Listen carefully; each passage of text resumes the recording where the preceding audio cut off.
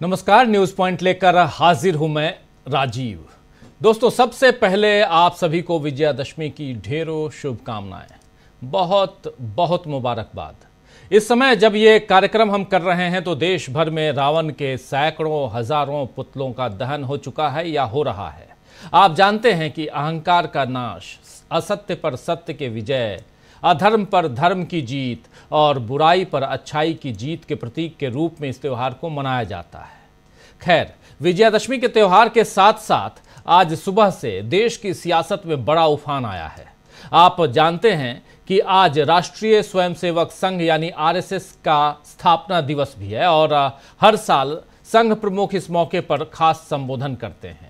तो इस रस्म को अदा करते हुए आज भी आरएसएस प्रमुख मोहन भागवत ने नागपुर में भाषण दिया, लेकिन उससे अब दिल्ली से लेकर मुंबई तक बीजेपी के लिए मुश्किलें खड़ी हो गई हैं। दरअसल मोहन भागवत के भाषण पर कांग्रेस अध्यक्ष मल्लिकार्जुन खड़गे ने जो प्रतिक्रिया दी है और बीजेपी और आरएसएस पर देश को तोड़ने और आतंक फैलाने का बड़ा आरोप लगाया है, उससे अब बीजेपी घिर गई है। आपको बता दूं कि मोहन भागवत ने आज हिंदुओं को अपनी रक्षा के लिए खुद ही कदम उठाने का आह्वान किया, बांग्लादेश के हिंदुओं की रक्षा का सवाल उठाया। इसके अलावा इजराइल फिलिस्तीन कोलकाता केस से लेकर दिल्ली की विविधता पर खतरे, सबकी बात कही और खास तौर पर संविधान निर्माताओं का जिक्र भी किया। मोहन भागवत के भाषण में बड़ी चालाकी से कांग्रेस के उठाए मुद्दों को गलत साबित करने की कोशिश भी की गई और उसकी विचारधारा पर हमला किया गया, लेकिन मल्लिकार्जुन खड़गे ने तुरंत इसका जवाब देकर बता दिया कि कांग्रेस ने अभी मैदान नहीं छोड़ा है। तो देश की एकता को बनाए रखने की जो नसीहत आज भागवत ने दी है, उस पर मल्लिकार्जुन खड़गे ने जो कुछ कहा है, आइए उसे बारी बारी से पहले सुन लेते हैं और आगे बढ़ते हैं। पहले सुनिए ये पहली बाइट मल्लिकार्जुन खड़गे की प्रतिक्रिया। मोहन भागवत ने क्या कुछ कहा है उसका एक छोटा सा पार्ट मैं आपको बता चुका हूं, लेकिन प्रतिक्रिया स्वरूप यहां मल्लिकार्जुन खड़गे क्या कुछ कह रहे हैं उसे दो हिस्सों में जरा सुनते हैं। पहला हिस्सा सुनिए। अरे तुम ये करने वाले ही बांट रहे ना, जो लोग देश में यूनिटी चाहते हैं वो पार्टी जो डिसयूनिटी चाहती है उस पार्टी को सपोर्ट करने वाले आप ही हैं, भागवत जी ही हैं। पहले कहां से शुरू करें? संविधान बदलने से शुरू करें, रिजर्वेशन निकालने से शुरू करें, हिंदू मुसलमानों के बारे में अलग अलग बात की, और करने वाले तुम और बुद्धि दूसरों को। तो सुन रहे थे आप, यहां करने वाले तुम और बुद्धि दूसरों को देते हो, ये बात कह रहे थे मल्लिकार्जुन खड़गे। मल्लिकार्जुन खड़गे की एक दूसरी बाइट सुनिए जरा, उसमें क्या कुछ कह रहे हैं सुनिए। वही कहते हैं, अब तक तो चुप बैठे थे, थोड़ा अब जान मिलने के बाद बोलते हैं। तो अर्बन नक्सल तो जो बुद्धिवादी है प्रोग्रेसिव उसको अर्बन नक्सल बोलना, वही कहते हैं। अब तक तो चुप बैठे थे, थोड़ा अब जान मिलने के बाद बोलते हैं। तो अर्बन नक्सल तो जो बुद्धिवादी है प्रोग्रेसिव उसको अर्बन नक्सल बोलना, कांग्रेस है उसको बोलना, ये उनकी आदत है। वो खुद ही क्या है बोले तो उनकी पार्टी टेररिस्ट की पार्टी है, लिंचिंग करते हैं, मारते हैं, शेड्यूल कास्ट के लोगों के मुंह में पेशाब करते हैं, ट्राइबल लोगों को लाके रेप करते हैं। तो टेररिस्ट पार्टी तो उनकी है, और जो लोग करते हैं उन लोगों को ये लोग सपोर्ट करते हैं और ऊपर से दूसरों को कहते हैं। मोदी को तो कोई हक नहीं है, उनकी गवर्नमेंट जहाँ है वहां पर शेड्यूल कास्ट के ऊपर अत्याचार होता है, खासकर ट्राइबल पे अत्याचार होता है। और ऊपर से ये बात भी उन्हें ही कहते हैं कि देखिए तुम्हारे ऊपर अन्याय, क्या हुकूमत हमारी है, गवर्नमेंट तुम्हारी है, तुम कंट्रोल कर सकते हो। लेकिन मोदी की आदत है ऐसा ही। तो साफ साफ यहां सीधा हमला बोलते हुए मल्लिकार्जुन खड़गे और साफ साफ बातें रखते हुए और कह रहे हैं ये टेररिस्ट पार्टी है, अटैक हम पे करते हैं लेकिन करते वही हैं। यानी सीधा नरेंद्र मोदी पर, बीजेपी पर और आरएसएस पर हमला बोलते हुए आज मल्लिकार्जुन खड़गे। वैसे आज मोदी ने खुद भागवत के भाषण को प्रमोट करने के लिए ट्वीट किया है दोस्तों। मोदी ने, जी हां, एक तरफ मल्लिकार्जुन खड़गे मोहन भागवत के भाषण पर और उसके बाद बीजेपी पर, नरेंद्र मोदी पर हमला बोल रहे थे, तो दूसरी तरफ नरेंद्र मोदी मोहन भागवत के भाषण को ट्वीट कर रहे हैं, उस लिंक को शेयर कर रहे हैं। क्या कुछ लिखते हैं ट्वीट में, आइए जरा देख लेते हैं। ट्विटर पर लिखते हुए यहां नरेंद्र मोदी कह रहे हैं, राष्ट्र सेवा में समर्पित राष्ट्रीय स्वयंसेवक संघ यानी आरएसएस आज अपने 100वें वर्ष में प्रवेश कर रहा है। अविरल यात्रा के इस ऐतिहासिक पड़ाव पर समस्त स्वयंसेवकों को मेरी हार्दिक बधाई और अनंत शुभकामनाएं। मां भारती के लिए ये संकल्प और समर्पण देश की हर पीढ़ी को प्रेरित करने के साथ ही विकसित भारत को साकार करने में भी नई ऊर्जा भरने वाला है। आज विजयादशमी के शुभ अवसर पर माननीय सर संघ चालक श्री मोहन भागवत जी का उद्बोधन जरूर सुनना चाहिए। यह आखिरी लाइन प्रधानमंत्री नरेंद्र मोदी लिख रहे हैं, लेकिन देश के लोकतांत्रिक रूप से चुने हुए प्रधानमंत्री को क्या ये आखिरी लाइन लिखना शोभा देता है, जिसमें लिख रहे हैं कि आज विजयादशमी के शुभ अवसर पर माननीय सर संघ चालक श्री मोहन भागवत जी का उद्बोधन जरूर सुनना चाहिए। जरा गौर कीजिएगा, सोचिएगा आप। खैर, मोदी साबित करने की कोशिश कर रहे हैं कि संघ राष्ट्र सेवा के लिए समर्पित है।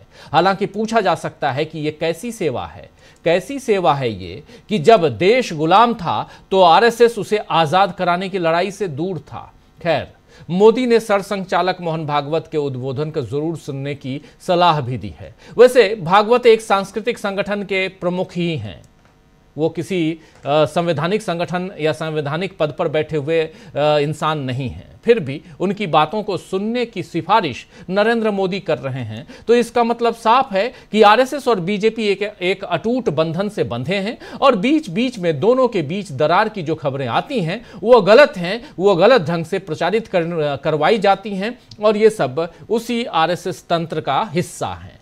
संघ जिस हिंदुत्व के एजेंडे को लेकर काम कर रहा है, बीजेपी अपनी सत्ता के जरिए उसे पूरा करने में जुटी हुई है और जुटी रहेगी। ये बात हमेशा याद रखनी चाहिए दोस्तों। वैसे दशहरे का दिन केवल आरएसएस के लिए नहीं बल्कि शिवसेना के लिए भी खास रहता है। आप जानते हैं कि शिवसेना के लिए ये कितना खास है दशहरा का दिन, और अब शिवसेना दो हिस्सों में बटी हुई है। तो महाराष्ट्र में फिलहाल इसी की होड़ देखी जा रही है कि शिंदे गुट की दशहरा रैली में ज्यादा दम है या उद्धव गुट की दशहरा रैली में, उद्धव गुट की या शिंदे गुट की, इन दोनों का जो है इसमें कौन कहां है, किसमें कितना दम है, ये सब कुछ यहां दिखाने की कोशिश हो रही है। अभी जब हम ये कार्यक्रम कर रहे हैं तो दोनों गुटों की रैलियां हो रही हैं अलग अलग जगहों पे, और दोनों गुटों ने अपनी तैयारियों की झलक दिखा दी थी पहले। अब वहां पर रैलियां हो रही हैं और अभी से थोड़ी देर बाद उद्धव ठाकरे अपने शिवाजी स्टेडियम से मैदान से वो अपने समर्थकों को संबोधित करेंगे। उद्धव ठाकरे शिंदे के प्रचार में शिवसेना का प्रतीक बाघ दिखाया गया है और इसमें पार्टी को कांग्रेस से नाता तोड़ते हुए भी दिखाया गया है। वहीं उद्धव गुट का जो प्रचार हुआ है आज, उसमें महाराष्ट्र के गौरव पर केंद्रित था यह प्रचार और विद्रोही विधायकों को गद्दारों की तरह दिखाया गया है। दशहरे पर शिवसेना के दोनों गुटों का यह शक्ति प्रदर्शन असल में महाराष्ट्र चुनाव का टीजर है। कह सकते हैं कि ये टीजर ही है। बस देखना यह है कि इंडिया ब्लॉक के साथ मिलकर उद्धव ठाकरे फिर से महाराष्ट्र की सत्ता पर आते हैं या शिंदे ने जिस कुर्सी के मोह में बगावत की थी वो उनके पास बीजेपी बरकरार रहने देती है या नहीं। बहुत सारे सवाल हैं और इन सवालों के बीच कि किस तरह दशहरे के त्योहार पर असत्य पर सत्य की जीत से होते हुए राजनीतिक दबदबा दिखाने की कोशिश की गई और इस कोशिश में आखिर जीत किसे मिलेगी, ये भी बहुत बड़ा और वाजिब सवाल है। और इन सवालों के बीच क्या हरियाणा से सबक लेकर आज मल्लिकार्जुन खड़गे ने जो बयान दिया है वो वही है? क्या यहाँ से महाराष्ट्र की तरफ जब बढ़ेंगे तो वहाँ एक सीधी चुनौती और बहुत बड़ी तैयारी, बहुत बड़े खेल की तैयारी हम देख रहे हैं? क्या कुछ है इस पूरे पिटारे में? आगे हम जैसे जैसे बढ़ेंगे वो आप तक हम पहुंचाएंगे। चलिए जरा अपने तमाम साथियों से आपका परिचय करवाऊं, पैनलिस्ट साथियों से, और आगे बढ़ते हैं। देखिए इस वक्त हमारे साथ 3 वरिष्ठ साथी जुड़े हुए हैं। अमलेंदु उपाध्याय जी हैं, प्रेम कुमार जी हैं और हेमंत कुमार जी हैं। आप तीनों का स्वागत करता हूं, इस्तकबाल करता हूं। स्वागत इस्तकबाल आप तमाम दोस्त साथी शुभचिंतक आप सबका जो अब तक जुड़ चुके हैं, जो जुड़ने वाले हैं इस कार्यक्रम में। सीधे प्रेम कुमार जी आपके पास आना चाहता हूं। प्रेम कुमार जी, सुबह से आप देख रहे हैं एक तरफ विजयादशमी का त्यौहार, दूसरी तरफ ये जो मोहन भागवत ने जो कुछ कहा ये आपने सुन लिया उनके भाषण में, और ये जो तस्वीर आप देख रहे हैं ये तस्वीर है मल्लिकार्जुन खड़गे साहब की तस्वीर।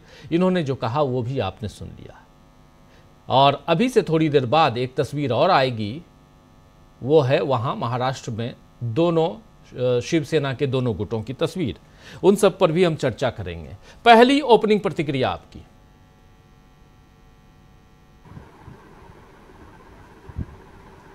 शुक्रिया राजीव जी, और दशहरा सबको शुभकामनाएं। दशहरा के अवसर पर, दशहरा हर बार मनाया जाता है और त्योहार के तौर पर देश मनाता है, राजनीति के तौर पर आरएसएस मनाता है। और आरएसएस ने इस बार भी राजनीतिक भाषण दशहरा के अवसर पर दिया है, और उस भाषण में हम देखेंगे राजीव जी, तो अगर हरियाणा चुनाव में बीजेपी हार जाती तब क्या यही भाषण होता? और हरियाणा चुनाव में बीजेपी जैसे कि अगर उसका इम्पैक्ट, माइक ऑफ, आपका माइक जरा वो हो गया जी, आवाज, मगर उसका इम्पैक्ट अपोजिशन पर जितना पड़ा है उससे ज्यादा हमें आरएसएस पर पड़ा हुआ दिख रहा है। कोई सीख नरेंद्र मोदी को देते हुए नजर नहीं आए हैं।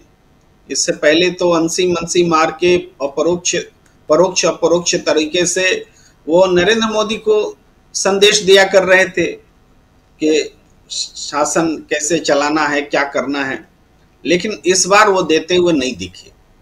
लेकिन इस बार वो और ज्यादा खतरनाक काम करते हुए दिखे। वो देश में कल्चर को लेकर बात कर रहे हैं, एक हिपोथेटिकल दुश्मन की बात कर रहे हैं। जैसे व्हाट्सएप इंडस्ट्री में लोग कहते हैं ना कि ये देश हर बार जयचंदों के कारण गुलाम हुआ है, हर बार विभीषणों के कारण जो है हर जगह विभीषण होते हैं, इस तरह की बात जो कहते रहे हैं, दरअसल इन्होंने वैसा ही हिपोथेटिकल बात रखने की कोशिश की है कि जो कल्चरल इन्वेजन है, सांस्कृतिक आक्रमण, वो सांस्कृतिक आक्रमण देश के बाहर से तो हो ही रहा है, लेकिन देश के भीतर के लोग भी उसमें शामिल हैं। यानी वही वो अर्बन नक्सल वाली थ्योरी को पुष्ट कर रहे हैं, वही वो राजनीतिक विरोधियों को दुश्मन की तरह देखने की बात मजबूत कर रहे हैं, वही वो हमारे ही देश में गद्दार खोजने की जो राजनीति चली है उसको पुष्ट कर रहे हैं। हमने तो पूरा पाया है कि जब से देश में नरेंद्र मोदी की सरकार आई है, देश में देशभक्त बनना कम हो गए हैं और गद्दार बनना ज्यादा हो गए हैं। आप ये समझिए, पहले इतने गद्दार देश में नहीं बुलाए जाते थे, पुकारे जाते थे, जितने गद्दार आज बुलाए और पुकारे जाते हैं। तो ये हालात किसने बनाई है? मोदी की सरकार ने बनाई। पहले इतने जवान शहीद नहीं होते थे हमारे, युद्ध हो नहीं रहा है और जवान शहीद हो रहे हैं, लेकिन आज बिना युद्ध के हमारे जवान शहीद हो रहे हैं। कौन जिम्मेदार है इसका? युद्ध हमारे चाइना से हो नहीं रहा है, चाइना हमारी जमीन हड़प ले रहा है, गलवान घाटी कर दे रहा है, कभी कुछ कभी कुछ। तो इस तरीके से हम देखें तो हर जगह पर जो बात आलोचना के तौर पर मोदी सरकार की होनी चाहिए, वो आलोचना करने का दम आरएसएस में नहीं है। वो मोदी सरकार के साथ मिलकर के उनका एजेंडा चला रहे हैं और भारत के अपोजिशन पर ऐसा हमला कर रहे हैं जो इससे पहले देखा नहीं गया। और आप देखिए, हिंदू समाज को एकजुट करने की बात ये बांग्लादेश में कर रहे हैं, खुश हो रहे हैं कि हिंदू समाज वहां एकजुट हुआ है। हिंदू समाज क्या एकजुटता तो कहीं भी खुश होने की बात है, और किसी भी धर्म के लिए फिर एकजुटता खुश होने की बात होगी। जब बांग्लादेश में हिंदू समाज एकजुट होता है, आप खुश होते हैं, तो बांग्लादेश के लोग खुश नहीं होंगे। हिंदुस्तान में मुस्लिम समाज एकजुट होगा तो ये आप कैसी प्रवृत्ति को बढ़ावा दे रहे हैं, सो देखिए। आप धार्मिक पोलराइजेशन को कथित राष्ट्रवाद के नाम पर जोड़ रहे हैं। बांग्लादेशी का हिंदू हो मुसलमान हो बांग्लादेशी है वो, और हिंदुस्तान का हिंदू हो मुसलमान हो क्रिश्चियन हो सिख हो वो हिंदुस्तानी है, भारतीय है। इस बेसिक बात को आप भूल रहे हैं। बांग्लादेश का हिंदू आपको संगठित होना चाहिए और हिंदुस्तान का मुसलमान संगठित नहीं होना चाहिए। ये जो थ्योरी रख रहे हैं ये बांटने की थ्योरी है, और खुद नारा भी देते हैं बंटोगे तो कटोगे। ये इस नारे का वो एक तरह से इंडोर्समेंट है जो मोदी और योगी कह रहे थे बंटोगे तो कटोगे, उसका आज मोहन भागवत इंडोर्समेंट कर रहे हैं। तो किसके बंटने और किसके कटने की बात की जा रही है? ये नहीं बताते कि बंट कौन रहा है बांट कौन रहा है।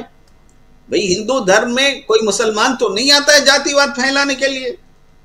हिंदू धर्म में जातिवाद कौन फैला रहा है? क्या मुसलमान फैला रहा है? क्या विदेशी ताकत आकर के हिंदू धर्म को बांट रही है जातियों में? मोहन भागवत जवाब देंगे क्या? मोहन भागवत जवाब नहीं देंगे। यानी सत्य को असत्य तरीके से विकृत तरीके से वो पेश कर रहे हैं, और उसके बाद जो बातें नहीं बोल रहे हैं उस पर गौर कीजिए। पूरे देश में भय का माहौल है। एक कारोबारी डर रहे हैं जीएसटी से, इनकम टैक्स से। प्रतिपक्ष में डर है कि कब सीबीआई ईडी आईटी घर में आ जाएगा। लोग डर रहे हैं अल्पसंख्यक की कब इस बात पर बुलडोजर चला दिया जाएगा। हर देश के अलग अलग हिस्सों में नेते क्योंकि है बना हुआ है। मणिपुर में लोग डर रहे हैं। जम्मू कश्मीर के लोग डरते डरते कई साल उन्होंने बिताए, और इस बार जब मौका मिला तो दिल खोल करके वोट दिया बीजेपी का चलता किया वहां से। तो पूरे देश में डर का माहौल है, लेकिन डर की चर्चा ये नहीं करते। भय भूख भ्रष्टाचार बीजेपी नारा दिया करती थी जब वो अपोजिशन में होती थी। आज उस पर आरएसएस भी बोला करता था, भागवत भी बोला करते थे। आज न उनको भय दिख रहा है न भूख दिख रहा है कि हंगर इंडेक्स में इंडिया कहां से कहां पहुंच रहा है। 105वें नंबर पर है, 5 किलो अनाज पर देश पल रहा है। ये बातें दिख नहीं रही है। मोहन भागवत की जुबान पे ताले लगे हुए हैं। भय भूख भ्रष्टाचार पर तो ये बोलते ही नहीं। अरविंद केजरीवाल ने 5 सवाल पूछे थे कि मोहन भागवत जवाब दीजिए, लेकिन कभी जवाब नहीं दिया इन्होंने कि भ्रष्टाचार पर कुछ बोलना चाहिए। पूरा देश भ्रष्टाचार में डूबा हुआ है। देश की वित्त मंत्री, देश की प्रीमियर एजेंसी ईडी धमकाने का और व्यापारियों को से पैसा लेने का वसूलने का काम कर रहे हैं। भाई मोहन भागवत को चुप है। आरक्षण पर लैटरल एंट्री चल रही है। कहीं भी रिजर्वेशन के नियमों का पालन नहीं हो रहा है। संविधान के बारे में बोलने के बजाय, संविधान खतरे में है बोलने के बजाय, वो संविधान का कौन सी बात समझा रहे हैं? हम भारत के लोग, और इसको एलोबरेट कीजिए, हम भारत के लोग हैं कौन? हम भारत के लोग क्या देश की 90% आबादी जो विकास की में शामिल नहीं है उसको छोड़ के हम भारत के लोग हैं क्या? देश बन तो वही गया है, कुछ लोगों का ही तो देश हो गया है। लूटो, जमकर लूटो, भ्रष्टाचार जमकर भ्रष्टाचार करो, वही लोग सत्ता में, राजनीतिक सत्ता उन्हीं के पास और औद्योगिक साम्राज्य उन्हीं के पास, ब्यूरोक्रेसी में वही लोग, तमाम लोग। यही हम भारत के लोग हैं क्या? हम भारत के लोग अगर मोहन भागवत बोलते हैं उनको बताना चाहिए कि हम भारत के लोग की सच्ची तस्वीर क्या है, कौन कहां पर खड़ा है। तो वो बात मोहन भागवत नहीं बोलते। जो नहीं बोलते उसकी फहरिस्त बहुत ज्यादा है, और जो बोलते हैं वो इतना खतरनाक बोलते हैं। सांस्कृतिक आक्रमण हो रहा है देश पर, विदेशी लोग आक्रमण कर रहे हैं और हिंदुस्तान के लोग मिले हुए हैं। आप एक दूसरे को शक में कट मार दोगे क्या? मारकाट मचाने का इरादा रखते हो क्या? देश को बांटने का तो यही फॉर्मूला होता है कि शक का माहौल पैदा करो, आपस में ही बोलो कि वो दुश्मन सब लड़ मरे। ये हालात जो मोहन भागवत ने रखे हैं, इसका खड़गे जी ने उचित जवाब दिया है, जिसके बारे में आप बोल चुके हैं राजीव रंजन जी, उसको दोहराना हम नहीं चाहते। लेकिन ये राजनीतिक तस्वीर मोहन भागवत के भाषण के बाद से ये नजर आती है कि आने वाले समय में राजनीति ऐसे ही बांटने और काटने की दिशा में वो बढ़ाने वाले हैं, और इसका प्रतिकार संविधान से ही होगा।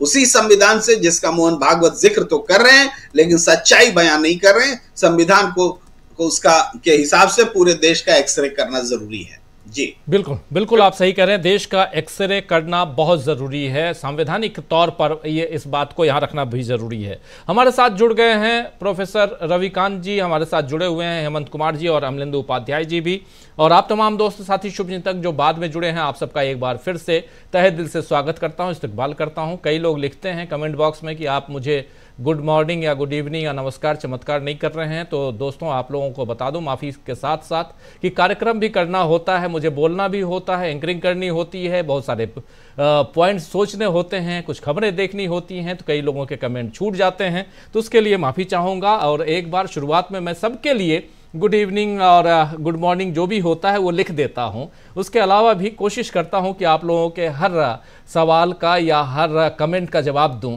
और कई लोगों के छूट जाते हैं तो माफ़ी चाहूँगा, आप बुरा मत माना कीजिए।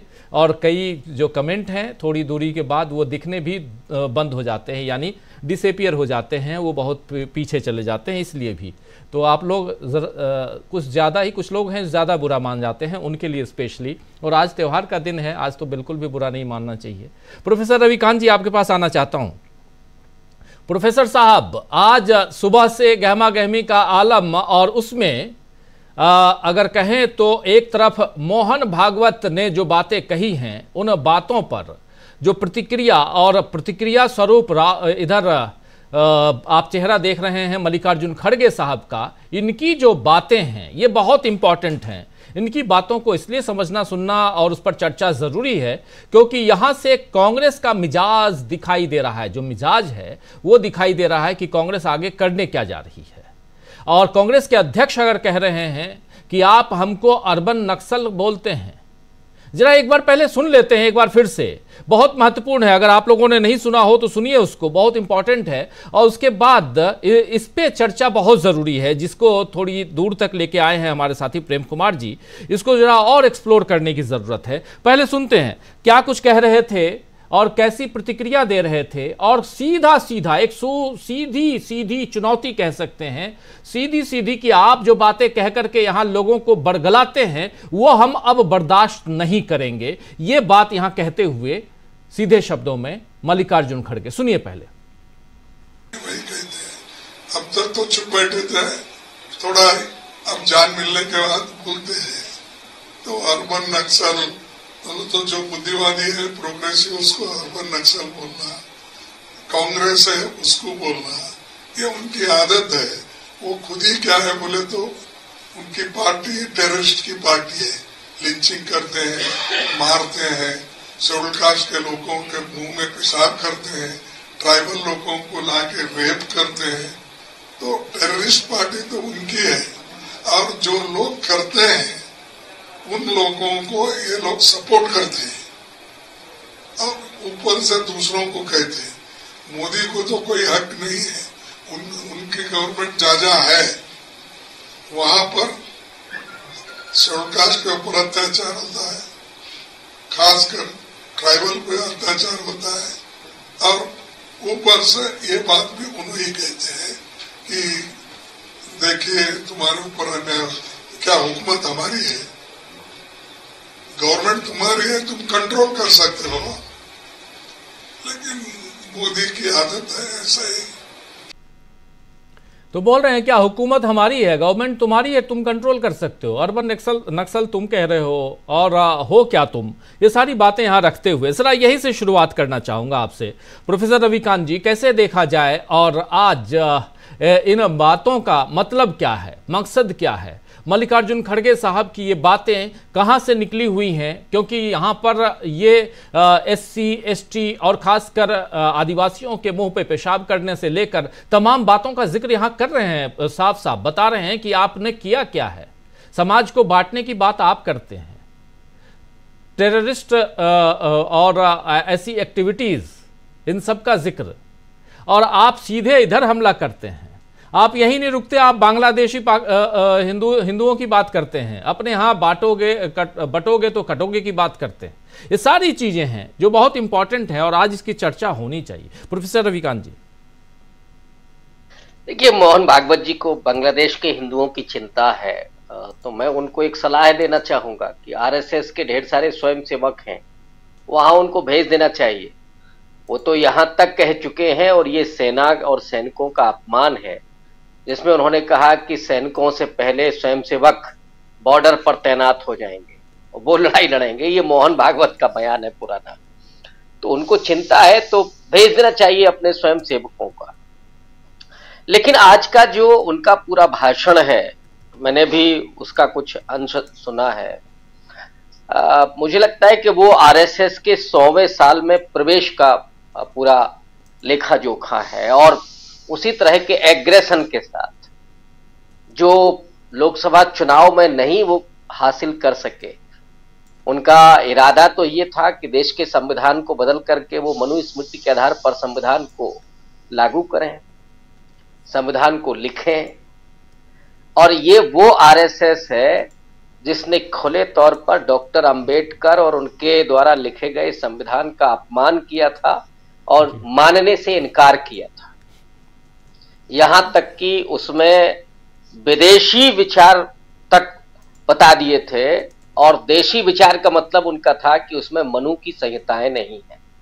तो जो खड़गे जी ने कहा कि इनके यहां दलितों, आदिवासियों, पिछड़ों का अपमान, और बांटा किसको? हिंदुओं को। जातियां किसने बनाई? वर्ण व्यवस्था में किसने बनाए रखा? आरएसएस के दूसरे सरसंघ चालक गोलवलकर ने क्या लिखा था कि मुसलमानों, ईसाइयों को द्वयम दर्जे का नागरिक बना देना चाहिए।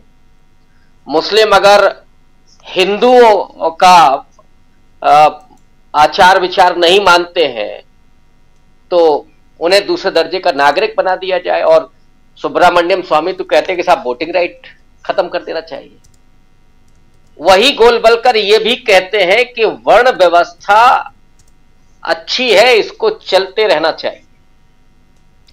एक नहीं, दर्जनों भाजपाई नेताओं का बयान है दलितों के खिलाफ, और हिंसक घटनाएं हैं ऊना से लेकर के। और ऊना नरेंद्र मोदी का अपने राज्य में, गुजरात में स्थित है, जहां दलित नौजवानों को नंगा करके पीटा गया था केवल इसलिए कि उन्होंने मरी हुई गाय की खाल निकाली थी।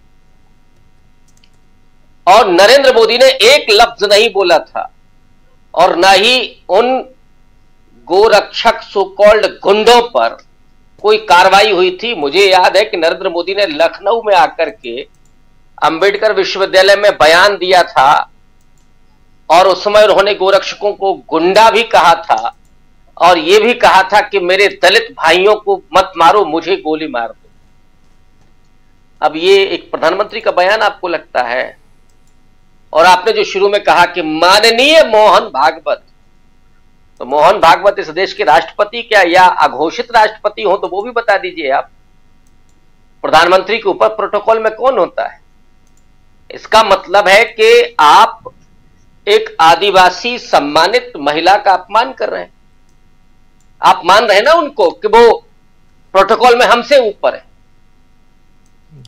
मोहन भागवत को आप राष्ट्रपति के तरह आप सम्मान दे रहे हैं। तो इस तरह से इस देश को क्या आप चलाना चाहते हैं? मोहन भागवत के इरादों को लेकर के मुझे कोई शंका वो सब नहीं है साहब। जो हिंदू धर्म को सहिष्णु बताते हैं वो शस्त्र पूजा कर रहे थे, हर साल करते हैं। जो कहते हैं कि हिंदू, और इसी हिंदू धर्म में वेद की हिंसा हिंसा न भवति। दरअसल अंबेडकर ने बहुत स्पष्ट रूप से लिखा था कि हिंदू धर्म से ज्यादा हिंसक और कोई सामाजिक व्यवस्था नहीं है। बहुत व्यवस्थित रूप से हजारों साल से जहां वर्ण और जाति के आधार पर हिंसा होती रही हो, उसको एक रूप दे दिया। आप लगातार शोषण कर रहे थे दलितों का। आज भी आदिवासियों के मुंह पर पेशाब की जाती है, दलितों की मूंछ काट ली जाती है, घोड़ी पर नहीं। एक आईपीएस चुना हुआ व्यक्ति भी घोड़ी पर चढ़ने के लिए उसको पुलिस बुलानी पड़ती है। ये इसी देश में हो रहा है। और उस गुजरात में तो 100 से ज्यादा अभी गांव हैं जहां दलित मंदिर में नहीं घुस पाता है। और जरा मोहन भागवत के उसी, अब महाराष्ट्र तो शाहू जी महाराज की धरती है, ज्योतिबा फूले की धरती है, वो डॉक्टर अंबेडकर की भी मातृभूमि है, वहां एक अलग मुझे लगता है कि डिस्कोर्स है। लेकिन बाकी जगहों पर, मध्य प्रदेश हो, छत्तीसगढ़ हो, आपका गुजरात हो, इन तमाम राज्यों में जहां आरएसएस का पूरा सेटअप तैयार है, वहां सबसे ज्यादा हमले किस पर होते हैं? दलितों, पिछड़ों और आदिवासियों पर। और इधर जो लिंचिंग हो रही है वो खुल करके मुसलमानों और ईसाइयों, ये आरएसएस कर रहा है। और जो खड़गे जी ने कहा कि आरएसएस उनको बाकायदा सहयोग करता है, कभी आपने लिंचिंग का सुना कि मोहन भागवत ने उसकी आलोचना की हो? जो कुकुरमुत्ते की तरह तमाम हिंदूवादी संगठन उगाए हैं, कोई भी लिंचिंग में शामिल होते हुए दिखता है। आरएसएस की चुप्पी है, प्रधानमंत्री मोदी की चुप्पी है। तो इस देश में आप करना क्या चाहते हैं? जो बांटने की आप बात कर रहे हैं, देश नवनिर्माण की तरफ चला था। 15 अगस्त 1947 के बाद नेहरू के प्रधानमंत्रित्व काल में, और उस समय के तमाम लोग थे, और उसमें तो श्यामा प्रसाद मुखर्जी भी थे, डॉक्टर अंबेडकर भी थे। जो देश नवनिर्माण की तरफ चल रहा था, जहां उन तमाम विसंगतियों को खत्म करना था, संविधान ने अस्पृश्यता का भी अंत किया था। लेकिन आरएसएस और बीजेपी की उभार ने फिर से उसको नए ढंग से, और हिंसा तक को, ये जो गुंडों की बात कर रहे थे मोहन भागवत, अभी जुलूसों में जब ये लोग जाते हैं तो नौजवानों के हाथ में वो भगवा होता है, किसी मस्जिद पर, किसी ईसाई धर्म के चर्च पर भगवा लहराते हैं। ये क्या है? ये गुंडाई है या पवित्र कोई काम है? ये मोहन भागवत को बता देना चाहिए था। जो देश में माहौल ये बनाना चाहते हैं, दरअसल इनकी तकलीफ ये है कि लोग उसको एक्सेप्ट नहीं कर रहे। इस देश की सबसे बड़ी खूबी है कि बहुसंख्यक आबादी, और मैं उसको किसी जाति और धर्म के आधार पर बहुसंख्यक नहीं कह रहा हूं, देश की अधिकांश आबादी इसको एक्सेप्ट करने के लिए तैयार नहीं हो रही है। तकलीफ इसलिए है, और इसीलिए लगातार उस नैरेटिव को चलाए रखना कि साहब हिंदू धर्म खतरे में। हिंदू कब से खतरे में आया? जब से नरेंद्र मोदी सरकार में आए। पहले उतना हिंदू खतरे में नहीं था। मोहन भागवत को लग रहा है कि अगर हिंदू बट रहा है और कमजोर हो रहा है तो लानत है, से प्रधानमंत्री पर निकाल के बाहर करना चाहिए। फिर तो सरकार आपकी है, इतना निकम्मा प्रधानमंत्री क्यों बिठा के रखा हुआ है? मोहन भागवत के आरएसएस से ही आए हो, आज उनको माननीय लिख रहे हैं। ये लोगों के आंखों में धूल झोंकना, और आरएसएस अपने 100 साल पूरे होने पर जो इस देश को हिंदू राष्ट्र बनाने की उम्मीद रखता है, उसकी आंखों में तो बहुत पुराना सपना है। लेकिन उसी समय डॉक्टर अंबेडकर ने यह बता दिया था, चेता दिया था इस देश के वंचितों को, दलितों को, कि अगर हिंदू राष्ट्र बनता है तो यह सबसे बड़ा खतरा होगा। इसलिए किसी भी कीमत पर इसे रोका जाना चाहिए। और यह इस देश का दलित हो, वंचित हो, पिछड़ा हो, अल्पसंख्यक हो, वो इस बात को समझ रहा है कि यह कितनी खतरनाक विचारधारा है।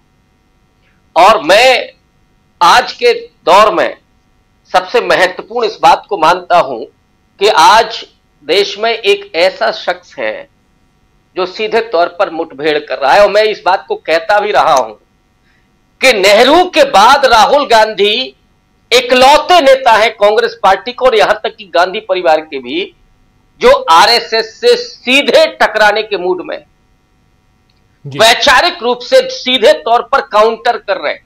और वो इस बात को जानते हैं कि आरएसएस इस देश के लिए, दलितों के लिए, पिछड़ों के लिए, अल्पसंख्यकों के लिए कितना बड़ा खतरा पैदा कर सकते हैं। इसलिए आरएसएस जैसे विचार को, जो एक पूर्व स्वयंसेवक ने गांधी की हत्या की थी, गौरी लंकेश से लेकर के न जाने कितने लोगों की हत्या में इसी तरह के कट्टर संगठन शामिल रहे। इसलिए उसको रोका जाना जरूरी है। और आज राहुल गांधी कम से कम इस चीज के लिए प्रतिबद्ध हैं, और वो चुनौती उन्होंने महाराष्ट्र के भीतर भी दी है, चाहे सावरकर का मसला हो या आरएसएस का सीधा। तो इसलिए मुझे थोड़ा सा उम्मीद लगती है कि उस विचारधारा से सीधे टकराने के लिए कम से कम राहुल गांधी आज खड़े हैं। खड़ा तो और लोगों को होना चाहिए। हालांकि अच्छी बात यह है कि राहुल गांधी के साथ वो तबका जिसे डॉक्टर अंबेडकर याद आते हैं वो खड़ा हुआ है। इसलिए मोहन भागवत कितना भी इस देश को बांटने की कोशिश करें या इस देश में लोगों को डराने की, ये क्या है, डराने की ही कोशिश है, लेकिन ऐसा वो कर नहीं पाएंगे और यही उनकी सबसे बड़ी मुश्किल है। इसीलिए आज के भाषण में उस तरह की कर्कशता और उस तरह की बेचैनी आपको दिख रही। जी राजीव जी, मोहन भागवत का भाषण, हालांकि चर्चा सिर्फ मोहन भागवत की हम यहाँ नहीं कर रहे हैं, चर्चा जो है वो आने वाले समय में क्या कुछ होने जा रहा है उस पर भी हम करेंगे। लेकिन मोहन भागवत के भाषण के बाद और मल्लिकार्जुन खड़गे का जो बयान आया है, वक्तव्य आया है, वो भी महत्वपूर्ण है, उसकी बात भी हम कर रहे हैं। इसके साथ साथ देश की सियासत में अभी जब हरियाणा का रिजल्ट आया उसके बाद से जो उफान मचा हुआ है उस पर भी हम चर्चा कर रहे हैं। तो बहुत कुछ है और हमारे साथ जुड़ गए हैं श्रवण गर्ग साहब, आपका स्वागत है इस कार्यक्रम में। और ज़रा जल्दी से आना चाहता हूँ हेमंत कुमार जी आपके पास। हेमंत जी, रावण का दहन सब तरफ हो गया है, तस्वीरें खूब आ रही हैं, लेकिन सुबह से या रोज़ हम लोग जिन रावणों की बात करते हैं उसकी बात आज फिर कर रहे हैं हम। सियासत में ऐसे बहुत सारी चीज़ें हम लोग देखते हैं, सच को झूठ बनाना, झूठ को सच बनाना, एक झूठ को पता नहीं कितनी बार बोलना, ये सब कुछ चलता है। लेकिन इन सब के बीच नरेंद्र मोदी का जो ट्वीट है वो बहुत मायने रखता है। उनके उस ट्वीट के जो शब्दावली हैं वो मायने रखती हैं और जिस पे चर्चा अभी छेड़ी है, प्रोफेसर रविकांत जी ने अपनी बात भी की। लेकिन थोड़ा सा और पीछे लेके चलना चाहता हूँ मैं आपके ज़रिए, एक विश्लेषक के ज़रिए नाते, जरा हरियाणा चुनाव से लेकर अभी तक की परिस्थितियां कैसे आप बदलते हुए देख रहे हैं। देश की सियासत की बात करें, आज चलिए, आज दशहरा है, बाकी ये क्रम आता जाता, त्यौहार आते हैं जाते हैं, लेकिन कुछ चीज़ें अनवरत चलती रहती हैं। वैसे में ये पॉलिटिक्स, और कल परसों में हो सकता है चुनाव की घोषणा हो जाए, हो सकता है कल ही चुनाव की घोषणा हो जाए झारखंड और महाराष्ट्र के लिए। उससे बीच की जो ये अभी जो बदलते हुए हालात हैं उस पर आपका विश्लेषण। धन्यवाद राजीव जी। आरएसएस के पथ संचलन को जब कभी मैं देखता हूं तो मुझे राबड़ी देवी याद आती है। आरएसएस ने अपना 100 साल पूरा करने जा रहा है आरएसएस, लेकिन इस लंबी अवधि में अगर उसको कभी सद्बुद्धि आई किसी की झिड़की पर, तो मुझे लगता है कि वो राबड़ी देवी की झिड़की थी, जब उन्होंने कहा था कि आरएसएस के लोगों को हाफ पैंट पहनने में शर्म आती है कि नहीं। और उसके तत्काल बाद 6 महीने भी नहीं हुए और आरएसएस ने अपना गणवेश बदल लिया, हाफ पैंट के बदले वो फुल पैंट पहनने लगे। 2016 की बात है, जून महीने में राबड़ी देवी ने यह बात कही थी और अक्टूबर में जब विजयादशमी के दिन इनका गणवेश बदल गया था, हाफ पैंट से फुल पैंट पर आ गए थे। तो एक सद्बुद्धि तो उनको आई, लेकिन बाकी की सद्बुद्धि उनको अभी तक नहीं आई है। प्रधानमंत्री जी जो जिस तरह से मोहन भागवत के बयान को रिट्वीट कर रहे थे, तो ये एक तरह से मैं समझता हूँ कि एक नॉन स्टेट एक्टर को लेजिटिमेसी देना है कि कैसे आप सांस्कृतिक संगठन का चोला पहन करके और आप देश में जिस तरह की विभाजन की बातें कर रहे हैं, आप हिंदुओं को एकजुट करने की बात करते हैं, बाकी लोगों की बात का क्या होगा। इस देश में मुसलमान भी हैं, इस देश में सिख भी हैं, इस देश में ईसाई भी हैं और हिंदुओं के भीतर में दलित भी हैं, पिछड़े भी हैं, अति पिछड़े भी हैं। उनका क्या होगा, उन पर आप बात नहीं करना चाहते हैं।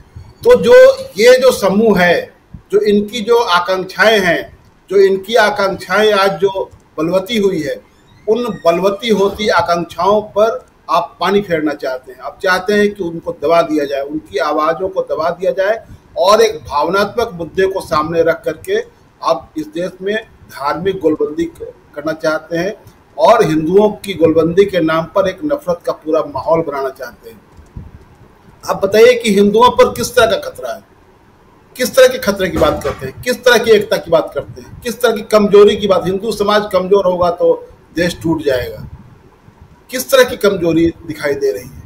आज तक इस देश में 1000 साल से तो कम से कम हिंदुओं की कोई संख्या कम नहीं हुई है। हिंदुओं में कभी हिंदू जिसको जो कोट अनकोट जो हिंदू हैं उनको लेकर के कुछ ऐसा नहीं हो गया है कि उनके ऊपर विपत्ति आ गई है। जो मुसलमान हैं वो उनकी संख्या बढ़ गई है। तो ये जो पूरा जो विमर्श ये मोहन भागवत जी लेकर के आ रहे हैं, वह विमर्श अपने आप में खतरनाक विमर्श है। वो पूरा पावर एंजॉय करते हैं, पूरा स्टेट का वो ऑनर एंजॉय करते हैं, लेकिन जवाबदेही कुछ नहीं है। वो उनको सबसे ज्यादा सुरक्षा मिली हुई है, प्रधानमंत्री जी उनको इंडोर्समेंट मिलता है, और वो इस देश में हिंदुओं को एकजुट होने की बात करते हैं, बाकी किसी की बात नहीं करते हैं। वो मुसलमानों को भूल जाते हैं। क्या मुसलमान इस देश के नागरिक नहीं है? आरएसएस 47, 1948, 1975, 1992 इन तमाम अवधियों में उस पर प्रतिबंध लगे। क्यों प्रतिबंध लगे? आरएसएस ने इस देश में की एकता अखंडता पर चोट पहुंचाई, इसलिए प्रतिबंध लगा उनके ऊपर में। इनको लेजिटिमेसी किन लोगों ने दी? इनको यहाँ के सोशलिस्टों ने लेजिटिमेसी दी और कांग्रेस के एक बड़े धड़े ने दी। और इसका नतीजा है कि ये आज इनको इस देश में मैं सहमत हूँ खरगे साहब जब कह रहे हैं कि ये लोग खुद आतंकवादी हैं। और क्यों नहीं कहा जाए, ये इस देश में पहला आतंकवादी, पहला ब्राह्मणवादी आतंकवादी पैदा करने का काम इन लोगों ने किया, जिसने गांधी की हत्या की, गोडसे ने। और ये लोग देश की एकता और अखंडता को अक्षुण्ण बनाए रखने की बात करते हैं। आप बांग्लादेश में मंदिरों पर हमले की बात कर रहे हैं। आपके देश में लगातार साईं की मूर्तियों को तोड़ा जा रहा है, उसको हटाया जा रहा है, इस पर कोई बात नहीं करते हैं आप। आरजी कर को लेकर के आप बात करते हैं। आप आरजी कर पर सीबीआई ने जो रिपोर्ट दी है और सीबीआई ने जो कार्रवाई की है उसको आप नहीं देखते हैं। सीबीआई ने क्या कहा उसमें कहा कि जिसने जो उसमें गिरफ्तार हुआ संजय, वही उसका एकमात्र उसमें एक्यूज है और उसी का अपराध है वो। लेकिन उसको आप उसको महिलाओं के सम्मान से आप जोड़ते हैं और कहते हैं कि गठजोड़ है वहाँ राजनीति का और अपराध का बंगाल में, लेकिन आपको मणिपुर याद नहीं आता है। तो ये जो सवाल है ये इसलिए बोल रहे हैं कि जो आपने कहा, जो हरियाणा का जो चुनाव हुआ, और हरियाणा का चुनाव मैं मानता हूं कि वहां जीता हुआ चुनाव कांग्रेस हारी है, और कांग्रेस ने अपने पैर पर कुल्हाड़ी नहीं बल्कि कुल्हाड़ी पर कांग्रेस ने अपना पैर मार लिया। वो इसलिए हुआ कि वहां कांग्रेस ने अपने भीतर ग्राउंड लेवल पर जो माइक्रो लेवल पर काम करना चाहिए वो नहीं हुआ। कांग्रेस एक तरह से आत्महत्या की शिकार थी और उसने अपनी पार्टी के भीतर जो फाइटिंग थी उसको उन्होंने रिजॉल्व नहीं किया। नतीजा हुआ कि बीजेपी को वहां पर कमबैक करने का आपने अवसर दिया, और जब कमबैक उनका हुआ है वहां पर इतना एंटी इनकम्बेंसी होने के बावजूद उनकी जो वापसी हुई है ये उनके लिए एक तरह से बूस्टर है। और मोहन भागवत जो आज बढ़ चढ़ करके जो बोल रहे थे जिस तरह की भाषा, वो उसी का नतीजा है। आप एक तरफ अपने प्रधानमंत्री जी को नसीहत देते हैं कि आप भेदभाव नहीं करें, और पूरा भेदभावपूर्ण वो भाषण कर रहे थे आज मोहन भागवत। उनका भाषण जब पूरा उकसावेपूर्ण और पूरा भेदभावपूर्ण भाषण था। इन ऐसे भाषणों के चलते तो लोग जेल जाते हैं। इनके मोहन भागवत के खिलाफ कौन कार्रवाई करेगा? जब प्रधानमंत्री ही उनके भाषण को इंडोर्स कर रहे हैं तो दूसरी कार्रवाई कौन करेगा? तो वही मैं कह रहा हूं कि जो ये एक तरह से नॉन स्टेट एक्टर को स्टेट एक्टर की भूमिका मिली हुई है, और इसका नतीजा है कि इस तरह का माहौल पूरे देश में ये बना रहे हैं। इनके सामने अब महाराष्ट्र का चुनाव, इनके सामने अब झारखंड का चुनाव दिख रहा है। इस देश में गरीबी, भुखमरी, इस देश में आर्थिक असमानता, ये इनके एजेंडे पर कभी नहीं रहा है। कभी इस पर बात नहीं करते हैं। क्यों नहीं बात करते हैं आप? क्या इन चीजों की जानकारी आपको नहीं है कि इस देश में 1% अमीरों के पास इस देश की कुल संपत्ति का 40% है? ये कौन लोग हैं ये लोग?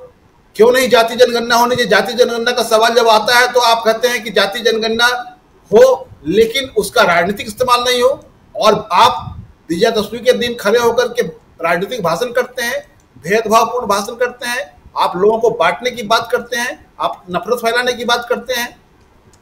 तो ये देश इसको देख रहा है। लेकिन सबसे बड़ा सवाल राजीव जी ये है कि जो इनकी जो पूरी नफरत की जो सियासत है और आरएसएस को जो एक तरह से लेजिटिमेसी दी गई है, उसका मुकाबला जमीन पर नहीं हो रहा है। उसका मुकाबला अपर लेवल पर जो हो रहा है वो नीचे में दिखता नहीं है। बिहार में एक विधायक लगातार सीतामढ़ी जिले में वो ये दुर्गा समितियों में जा करके तलवार बांट रहा था, उसको कोई नहीं रोक रहा था। राज्यपाल आज विजयदशमी के एक समारोह में गए, वहां पर वो लड़कियों को शस्त्र शिक्षा की नसीहत दे रहे हैं कि किताबी शिक्षा के अलावा आपको शस्त्र शिक्षा भी लेनी चाहिए। तो राजभवन से बैठ करके कोई व्यक्ति इस तरह की बातें करता है, प्रधानमंत्री जी आरएसएस प्रमुख के भाषण को रिट्वीट करते हैं। तो इस देश का जो पूरा माहौल जो है, उस माहौल को आप चाहते हैं कि उसमें संविधान और लोकतंत्र का कोई जगह नहीं हो, आप उसको खत्म करना चाहते हैं। ये अभी जो हरियाणा में जो तनाव हुआ था, वहां जो वो तथाकथित जो साधु संत जो हैं, उन्होंने क्या कहा कि हिंदू एकजुट हो जाए, हमको इस देश में सुप्रीम कोर्ट और कानून की कोई परवाह नहीं है। ये जो मोहन भागवत जी कह रहे हैं, ये भी उसी तरह की भाषा बोल रहे हैं, हिंदुओं को एकजुट करने की बात कर रहे हैं कि हिंदू एकजुट हो जाए, उसके बाद सब ठीक हो जाएगा। इस देश में और किसी चीज की जरूरत नहीं है, कानून के राज की जरूरत नहीं है, संविधान और लोकतंत्र की जरूरत नहीं है। तो इनकी पूरी मंशा जो है इस देश को एक तरह से संविधान और लोकतंत्र के रास्ते से हटाना है इनको। ये जब इनके लोग जब जमीन पर जो इनके लोग काम कर रहे हैं, वो क्या कर रहे हैं, वो और खतरनाक काम कर रहे हैं, उस पर कभी कोई बयान नहीं आता है। मैंने बिहार का जो उदाहरण आपको दिया, उस विधायक पर नीतीश सरकार का प्रशासन का कोई कार्रवाई नहीं कर रहा है, कोई उसको रोकने टोकने नहीं जा रहा है। तो इस तरह की कार्रवाई हो रही है। राज्यपाल उस तरह की उत्साहपूर्ण बात करते हैं।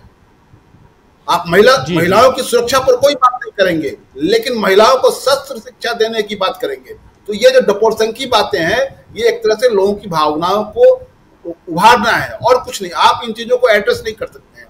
आपको चाहिए कि इस देश में आप पोलराइजेशन करना चाहते हैं, धार्मिक आधार पर ध्रुवीकरण करना चाहते हैं और मुसलमानों के खिलाफ माहौल बनाना चाहते हैं, और पूरी की पूरी पार्टी और पूरा का पूरा आरएसएस आतंकवादी रास्ते पर चल रहा है। जी, सबके अपने विचार, इन विचारों को हम यहाँ एक मंच पे रख रहे हैं दोस्तों, और यहाँ समझने की कोशिश कर रहे हैं कि इस देश की सियासत किस दिशा में जा रही है। गर्ग साहब, आपके पास आना चाहता हूँ, और सप्ताह भर में बहुत कुछ बदला सा नज़र आ रहा है। हरियाणा और जम्मू कश्मीर के चुनाव हो गए, दोनों चुनावों के रिजल्ट सामने आ गए, और जम्मू कश्मीर के रिजल्ट की चर्चा कम, लेकिन हरियाणा के रिजल्ट की चर्चा खूब हुई। मीडिया में खूब चर्चा, मीडिया में कांग्रेस को खूब कोसा जा रहा है। लेकिन इन सब के बीच अब आने वाले चुनावों को भी हम लोग देख रहे हैं, और 2 राज्यों के चुनाव की घोषणा हो सकता है कि कल हो जाए या परसों हो जाए, और ऐसी उम्मीद है कि कल ही हो जाए घोषणा। लेकिन इन सब के बीच जब मोहन भागवत के बयान को एंडोर्स करते हुए, उनके भाषण को एंडोर्स करते हुए नरेंद्र मोदी का ट्वीट हम पढ़ते हैं, तो वो भी समझ में आता है कि कुछ भी नया नहीं है। जो कुछ है, सरकार बीजेपी और आरएसएस में कोई फ़र्क नहीं है। ये बात हम लोग इसी मंच से कई बार कह चुके हैं, और ये आज भी दिखाई देता है, ये बात साफ साफ समझ में आती है। ऐसे में जब आने वाले चुनावों के लिए देश तैयार हो रहा है, कुछ राज्य तैयार हो रहे हैं, सियासत को कैसे देखते हैं आप, किस दिशा में जाते हुए देख रहे हैं? यहाँ से सियासी चुनौतियाँ क्या क्या हैं? सत्ता पक्ष के सामने जो विपक्ष है, और खासकर विपक्ष के लिए चुनौतियाँ क्या क्या हैं, ये सब ज़रा आपके ज़रिए समझना चाहता हूँ गर्ग साहब। देखिए, ये जो मोहन भागवत जी का बयान है, मैं उसकी आलोचना नहीं करना चाहता। मैं उसको एक बहुत ही खतरनाक संकेत मान के एक राजनीतिक विमर्श में उस पर डिस्कशन होने की ज़रूरत को रेखांकित करना चाहता हूँ, और विपक्षी दलों के लिए एक बहुत बड़ा मैसेज है ये। मोहन भागवत जी का पूरा जो बयान है, खासकर कांग्रेस के लिए एक बहुत बड़ी चुनौती है। अगर आप उनके पूरे भाषण को सुने शुरू से आखिर तक, तो बहुत सारी चीज़ें समझ में आ जाएंगी और आपके इस सवाल का जवाब भी आपको मिल जाएगा कि मोदी जी ने ट्वीट क्यों किया। आप ये मानकर चल सकते हैं कि मुखौटा भागवत जी थे और मोदी जी बोल रहे थे। मैंने हाल के सालों में मोहन भागवत का इतना खराब, इतना लचर और इतना बिटवीन द लाइंस चीजों को कहने वाला भाषण कभी विजयादशमी का नहीं सुना। आप सोचिए कि आरएसएस का आदमी कह रहा है कि जम्मू कश्मीर में शांतिपूर्ण चुनाव हो गए हैं,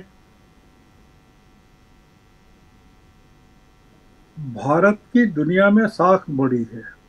ये प्रधानमंत्री बात करते हैं। योग का जो प्रचार है उसका किस तरह से विश्व में प्रयोग हो रहा है और भारत को की साख कैसे बढ़ी है, वो ये कह रहे हैं। मोहन भागवत कह रहे हैं कि कलकत्ता का जो रेप है उसमें अपराधियों को संरक्षण दिया गया और अपराध और राजनीति के गठबंधन का उसमें से पर्दाफाश हुआ है। वो बांग्लादेश में हिंदुओं पर अत्याचार की बात करते हैं।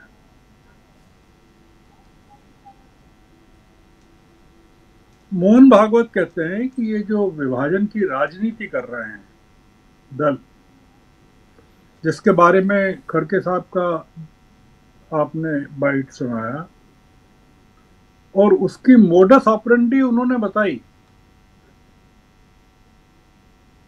कि ये लोग संस्थाओं पर कब्जा करते हैं, पहले अलग अलग संस्थाओं पर कब्जा करते हैं और फिर देश में विभाजन की राजनीति करते हैं, विभाजन करते हैं। वो आरोप जो राहुल गांधी संघ पर लगाते हैं कि संघ अलग अलग संस्थाओं पर कब्जा करके किस तरह से विभाजन की राजनीति करता है। उन्होंने कुछ राज्यों के नाम लिए, पंजाब, जम्मू कश्मीर, केरल, लद्दाख, तमिलनाडु और बिहार से लेकर पूरा पूर्वांचल, कैसे ये पूरी तरह अस्थिर कर दिए गए। मोहन भागवत संविधान की बात करते हैं, संविधान के प्रियम्बल की बात करते हैं,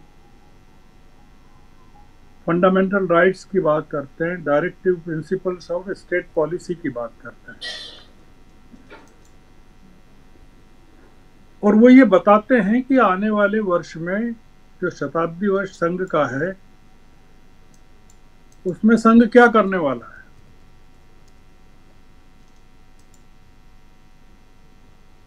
संघ ये करने वाला है कि जितने वाल्मीकि हैं, जितने अछूत हैं, जितने पिछड़े लोग हैं, सबके साथ जुड़ने वाला है। वाल्मीकियों को मंदिर के दर्शन कराएगा संघ, उनको अलग नहीं रहने देगा। मोहन भागवत प्रियम्बल की बात करते हैं संविधान के, वो संविधान को बदलने की बिल्कुल बात नहीं करते हैं, उसके प्रियम्बल के सम्मान की बात करते हैं, फंडामेंटल राइट्स की बात करते हैं, नीति निर्देशक सिद्धांतों की बात करते हैं और सबको जोड़ने की बात करते हैं। मोहन भागवत का जो भाषण था, अगर आपने नोटिस किया हो, वो लिख कर लाए थे। अगर आप उनके वीडियो को देखें, बिल्कुल वो रखे हुए थे, वो पढ़ रहे थे, बीच बीच में पॉइंट्स ले रहे थे।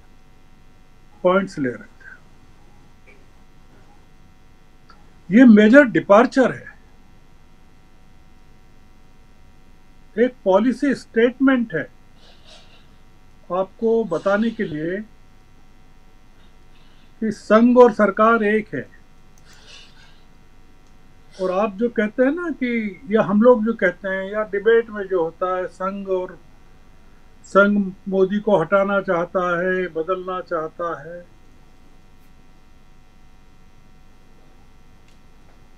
मोहन भागवत ने बताया कि कुछ नहीं है। मोहन भागवत ने बताया कि वो अब देश को मोहन भागवत चला रहे हैं। मोहन भागवत के भाषण का सार यह है कि देश को मोदी नहीं चला रहे हैं, देश को नागपुर से वो चला रहे हैं। और वो बता रहे हैं कि सिंगल यूज प्लास्टिक का इस्तेमाल होगा, ओटीटी पर प्रतिबंध लगेगा, ओटीटी पर कितना अश्लील कंटेंट आ रहा है,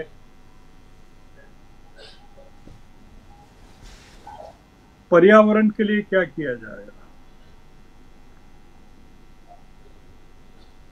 वो देश की राजनीतिक दिशा को तय कर रहे हैं। हम लोगों को मोहन भागवत के भाषण की आलोचना नहीं करना चाहिए। हमको मोहन भागवत के भाषण में के जरिए समझना चाहिए कि आने वाले सालों के लिए संघ और भाजपा का संयुक्त अभियान या संयुक्त रणनीति क्या है।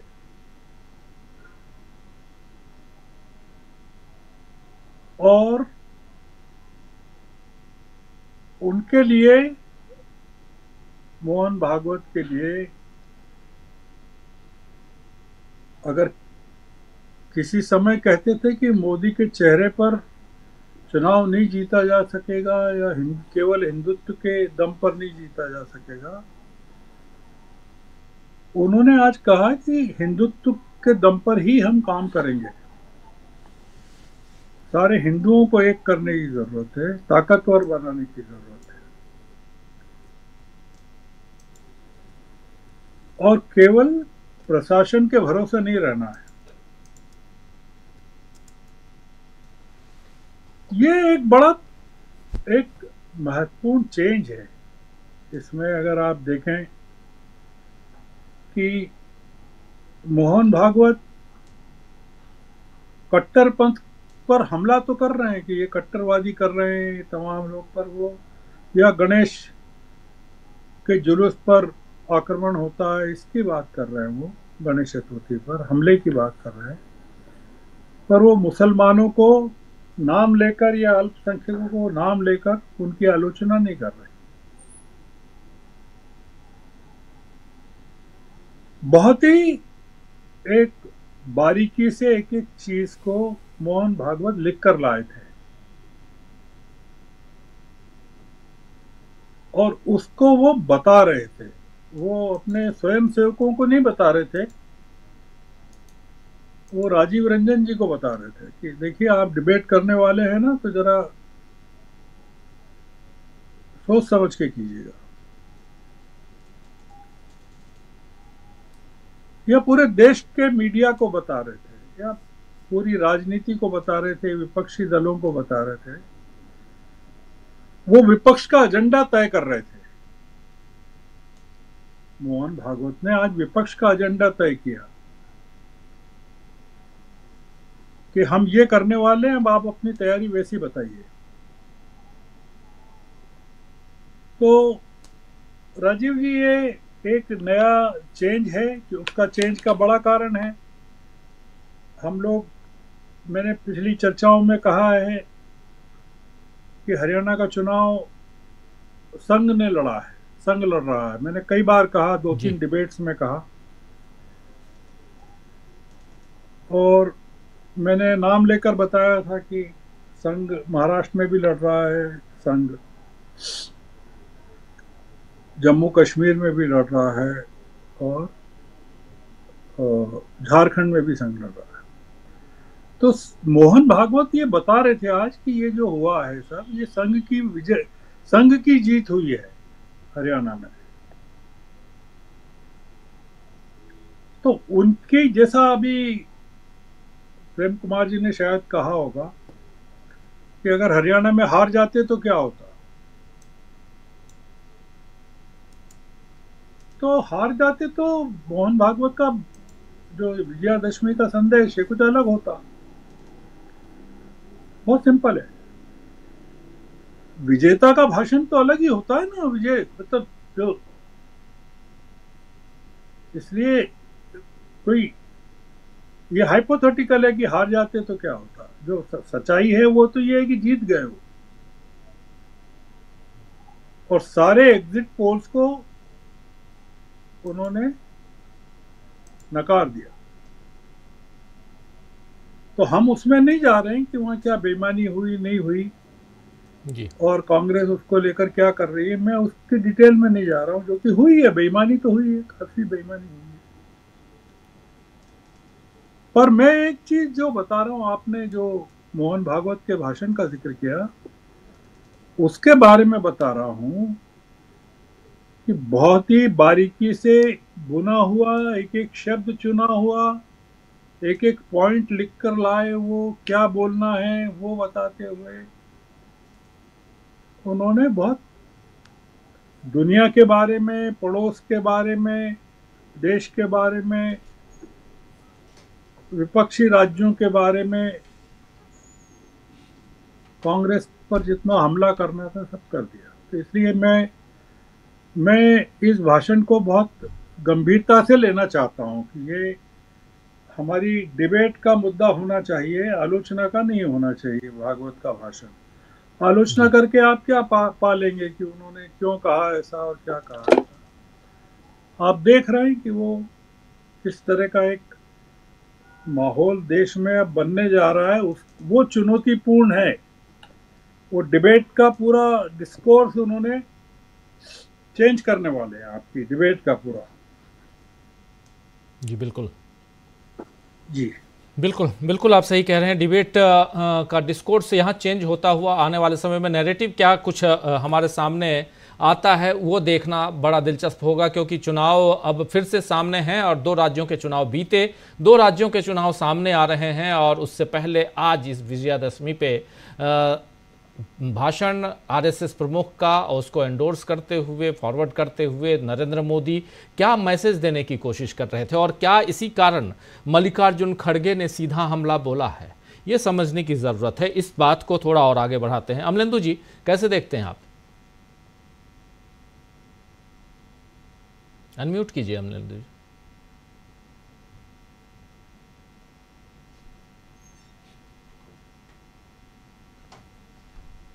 अमलेंदु जी की आवाज नहीं आ रही है। चलिए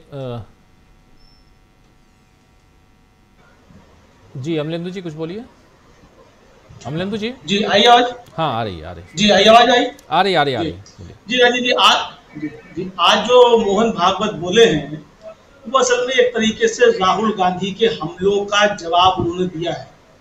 मतलब लोकसभा चुनाव के दौरान और लोकसभा चुनाव के बाद राहुल गांधी ने जितने हमले आरएसएस पर किए उसका एक तरीके से उन्होंने जवाब दिया, और ये बताने की कोशिश की है कि नरेंद्र मोदी आरएसएस का मुख नहीं मुखौटा है, और असली मुख जो है वो मोहन भागवत ही है, नरेंद्र मोदी मुखौटा है। ये बताने की एक तरीके से मोहन भागवत ने आज कोशिश की है कि नरेंद्र मोदी के ऊपर जो आप हमले करते हैं वो नरेंद्र मोदी पे नहीं बल्कि वो आरएसएस पे हमले होते हैं, और आरएसएस पे ही हमले वो उसको स्वीकार कर रहे हैं। तो आज जितने भी उन्होंने जवाब दिए, तरीके से देखा जाए तो उन्होंने राहुल गांधी को जवाब दिए कि आरएसएस ही जो है वो असली भाग्य निर्माता है नरेंद्र मोदी का, और वही सब कुछ डील करता है। तो और नरेंद्र मोदी ने जिस तरीके से उनको माननीय लिख करके ट्वीट किया, तो नरेंद्र मोदी ने भी ये स्वीकार किया कि नरेंद्र मोदी भी प्रधान स्वयंसेवक हैं और असली उनके अधिष्ठाता जो है वो मोहन भागवत है, यानी आरएसएस है। तो नरेंद्र मोदी कुछ नहीं है, सब कुछ आरएसएस है। ये दोनों ने एक तरीके से स्पष्ट करने की आज कोशिश की है। अब जिस तरीके से मल्लिकार्जुन खड़गे ने प्रहार किया और आरएसएस से सवाल पूछे, मोहन भागवत से सवाल पूछे, मोदी जी से सवाल पूछे, उन सबका तात्पर्य भी यही था कि आरएसएस को अब जवाब देने चाहिए, क्योंकि इसका मतलब कांग्रेस ने भी ये समझा कि मोहन भागवत ने जो भी कुछ बोला है वो अधिकांश बातें उन्होंने आरएसएस ने राहुल गांधी को या कांग्रेस को जवाब में कही है। तो यानी अब राजीव जी मुझे लगता है कि ये लड़ाई और ज्यादा बढ़ेगी अब और खुलकर सामने आएगी कि आरएसएस क्या करना चाहता है और कांग्रेस या राहुल गांधी उसका किस तरीके से प्रतिवाद कर रहे हैं। असल में आरएसएस ये समझ रहा है राजीव जी की जिस तरीके से राहुल गांधी ने खुलकर सीधे सीधे आरएसएस को चुनौती दी और पूरा चुनाव उन्होंने आरएसएस की वैचारिकी के आधार पर चोट करके लड़ा लोकसभा चुनाव था और उसका खमियाजा भारतीय जनता पार्टी को उठाना पड़ा। तो आरएसएस को भी लग रहा है कि वो अपना गोल पोस्ट कुछ शिफ्ट करे और मजबूती के साथ अब वो खड़ा हो। यानी अभी तक जो कहा जाता था वो सांस्कृतिक संगठन है और राजनीति नहीं करता है और अपने स्वयं सेवक भेजता है सिर्फ काम के लिए, फिर लौट के चले आते हैं। अब वो चीजें अलग है, अब वो कहना चाहते हैं कि हाँ खुलकर राजनीति करते हैं, बस हमको राजनीतिक पार्टी का जो है वो सिंबल जरूर लेना है चुनाव आयोग में जाकर, और हो सकता है भारतीय जनता पार्टी का बिले आरएसएस में कराकर वो कमल का फूल आरएसएस ले ले, ये भी कर सकते हैं आने वाले समय में। तो बहुत कुछ हो सकता है। तो ये संकेत एक तरीके से देखा जाए मोहन भागवत ने आज देने की कोशिश की है। बिल्कुल, मोहन भागवत ने जो कुछ बताने की कोशिश की है, क्या इसके जरिए प्रेम कुमार जी ये समझा जाए कि अब आरएसएस खुलकर सामने आ गया है, या आने वाले समय में जो खासकर 2 राज्यों के चुनाव हैं, महाराष्ट्र का चुनाव खासकर और झारखंड का चुनाव, इन दोनों राज्यों के चुनावों को में जीत सुनिश्चित करना चाहता है आरएसएस। वो तो कोई भी चाहेगा, चाहे आरएसएस हो या बीजेपी हो, वो तो या विपक्ष हो, लेकिन सबसे बड़ी चीज़ कि यहाँ पर एक चुनौती विपक्ष के सामने पेश करते हुए नजर आते हैं। क्या यहाँ मोहन भागवत की अगर राजनीतिक लड़ाई है तो उसके लिए भी आरएसएस सामने है, जो अभी तक पर्दे के पीछे रहता था अब वो सामने है, ऐसा माना जाए? बीते दिनों जो लगातार एक चर्चा बन रही थी, उस चर्चा का आधार तो पता नहीं चलता, लेकिन बन रही थी कि आरएसएस बीजेपी के अध्यक्ष पद पर अपना नाम देना चाहता है, या मार्गदर्शक मंडल के 75 साल की जो आयु सीमा है उसको लेकर नरेंद्र मोदी पर भी दबाव बना रहा है। तो वो उन सारी चीज़ों का एक तरह से आज उसको खारिज कर दिया मोहन भागवत ने और जवाब दे दिया। एक तो इस तरह से ले सकते हैं। दूसरा ये कि हरियाणा में जो जीत मिली है बीजेपी को, उस वजह से आरएसएस ने बीजेपी मोदी शाह के सामने घुटने टेक दिए हैं। दोनों बातों में जो जिसको सहज लगे वो स्वीकार कर सकते हैं। कोई कह सकते हैं कि आरएसएस घुटने नहीं टेकता है, या आरएसएस के लिए घुटने टेकने जैसी बात नहीं बोली जाए, उनका निरादर हो जाएगा, उनका असम्मान हो जाएगा। देखिए, आरएसएस जो है वो प्रतिबंधित संगठन रहा है और ऐसे वैसे आरोपों में प्रतिबंधित नहीं रहा है। गांधी जी की हत्या के बाद उन पर प्रतिबंध लगाया गया, और जो प्रतिबंध के कारण होते हैं वो कोई शोभा देने वाले कारण नहीं होते हैं, पर लेकिन प्रतिबंध लगा है, ये सच है। इसलिए आरएसएस आलोचना बिल्कुल होनी चाहिए और डट कर होनी चाहिए, और जो जिस तरह का वो कल्चरल इन्वेजन की बात कर रहे हैं, ये हमारे समाज को तोड़ने के लिए बात कर रहे हैं। अपने ही देश के नागरिकों के बीच में सस्पेक्ट्स पैदा कर रहे हैं। ये विभीषण खोज रहे हैं, जयचंद खोज रहे हैं अपने देश के नागरिकों में। ये नहीं समझते कि विभीषण अगर पैदा भी हुआ तो श्री राम की के मकसद को पूरा करने के लिए विभीषण हुआ था, सत्य की जीत के लिए विभीषण हुआ था। वो चाहता तो अपने भाई के साथ में खड़ा हो सकता था, अधर्म के साथ में खड़ा हो सकता था, लेकिन विभीषण अधर्म के साथ खड़ा नहीं हुआ, विभीषण धर्म के साथ खड़ा हुआ। इसलिए विभीषण बोल करके, और जयचंद एक अलग भूमिका है, लेकिन उन नामों से अपने ही देश में सस्पेक्ट्स पैदा करना, ये आरएसएस ने जो शुरू किया है, ये बीजेपी के राजनीतिक कार्यक्रम को आरएसएस ने अडॉप्ट किया है। आमतौर पर आरएसएस के कार्यक्रमों को राजनीतिक फ्रंट बीजेपी अडॉप्ट करती रही है। इस बार उल्टा देख रहे हैं कि आरएसएस बीजेपी के कार्यक्रमों को अडॉप्ट कर रही है। भाई, बांग्लादेश के हिंदुओं का सवाल उन्होंने जिस तरीके से उठाया, इस तरीके से आरएसएस पहले कभी नहीं उठाया करता था। बीजेपी ने लगातार पिछले दिनों, और उनके जो हेट्रेड फैलाने वाले गैंग हैं, जिन्होंने सरकार से अपेक्षा नहीं रखी कि बांग्लादेश के हिंदुओं सुरक्षित हो, इसके लिए सरकार कोई पहल करे, जिन्होंने इस बात को नहीं देखा कि वहां की जनता शेख हसीना से इतनी नाराज है, उसको लेके अपने आप पनाह दे रहे हैं और हिंदुओं पर आक्रमण करने का वातावरण बना रहे हैं, बांग्लादेश में माहौल खराब कर रहे हैं, ये बातें नहीं देखी। लेकिन इनको हिंदुओं पर आक्रमण हिंदुस्तान के हिंदुओं को मुसलमानों के खिलाफ भड़काने के लिए चाहिए। तो क्या बांग्लादेश के हिंदू एकजुट हो तो हिंदुस्तान के मुसलमान एकजुट नहीं होंगे? ये मैं रिपीट कर रहा हूं, लेकिन ये प्रोवोक कर रहे हैं कि धर्म के आधार पर लोग एकजुट हों। धर्म के आधार पर नहीं, देशभक्ति के आधार पर देश को एकजुट करने की आवश्यकता है। राष्ट्रवाद भी मैं नहीं बोलता, राष्ट्रवाद तो फालतू की चीज है। देशभक्ति के आधार पर देश को एकजुट करने की आवश्यकता है, और उस लाइन पर न चल करके ये धर्म के आधार पर एकजुट करने की बात कर रहे हैं। तो सभी, कौन धर्म खराब है? सब धर्म अपने आप को महान ही बोलता है, और सब धर्म एकजुट हो, सब धर्म के लोग एक दूसरे को नीचा दिखाएं और अपने आप को बड़ा दिखाएं, ऐसे तो धार्मिक समरसता कायम नहीं होती। धार्मिक समरसता धर्मनिरपेक्ष मूल्यों पर कायम होती है, और धर्मनिरपेक्ष मूल्य दूसरे धर्मों का सम्मान करना है, और एकजुटता धर्मनिरपेक्ष मूल्यों के आधार पर राष्ट्रीय स्तर पर देश के लिए होनी चाहिए। धर्म के लिए एकजुटता का सवाल हमारी प्रायोरिटी नहीं हो सकती।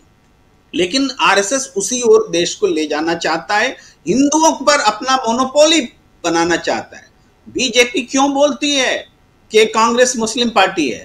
ताकि लोग रिवर्ट करें और ऐसा मैसेज हो कि बीजेपी हिंदुओं की पार्टी है, क्योंकि उनको हिंदुओं की पार्टी तो कोई मानता नहीं। अयोध्या में भी हरा देता है, उत्तर प्रदेश जैसी प्रदेश में हरा देता है, हिमाचल प्रदेश जहां सवर्ण ज्यादा है वो भी बीजेपी को हरा देता है। तो उनको हिंदुओं का होल दक्षिण भारत से तो भगा ही चुका है देश उनको। अब वो हिंदुओं की पार्टी आज तक नहीं बन पाई, इसलिए वो कांग्रेस को मुसलमानों की पार्टी बोलती है, ताकि वो स्वयंभू ढंग से हिंदुओं की पार्टी बन सके। आरएसएस इसी जो सपना बोलते हैं ना कि हिंदुओं की पार्टी बन जाएंगे, दिन में सपना देख रहे हैं, उसी सपने को पूरा कराने के लिए आरएसएस अपनी ऐसी उल जलूल जो है ये लेकर के आया है। लेकिन ये बहुत खतरनाक भाषण मोहन भागवत ने दिया है, और वो भी हिंदुओं की एकता के नाम पर, सांस्कृतिक एकता के नाम पर जो उदाहरण इजराइल और हमास के घटना का जिक्र करते हैं, लेकिन इजराइल और हमास पर स्पष्टीकरण तो दें, क्या न क्या चाहते हैं आप? इजराइल और हमास पर क्या कहना चाहते हैं? वो उस घटना का जिक्र करते हैं, इस बांग्लादेश का जिक्र करते हैं। अपने देश में मॉब लिंचिंग पर चुप हैं, अपने देश में मैतेई कुकी पर चुप हैं, अपने देश में दलितों पर पेशाब किए जाने पर चुप हैं, अपने देश में जातिवाद का जो जहर फैलाया जा रहा है, जो मनुवादी चीजें मजबूत हो रही हैं, दलितों के साथ में, आदिवासियों के साथ में जो व्यवहार हो रहा है, उस पर पूरी तरह से खामोशी है। आप आंख मूंद करके क्या हिंदुओं की एकता कर देंगे? ये हिंदुओं की एकता क्या है? जब आप सामाजिक जो विभेद है उसको खत्म करेंगे, हिंदू एकजुट हो जाएगा।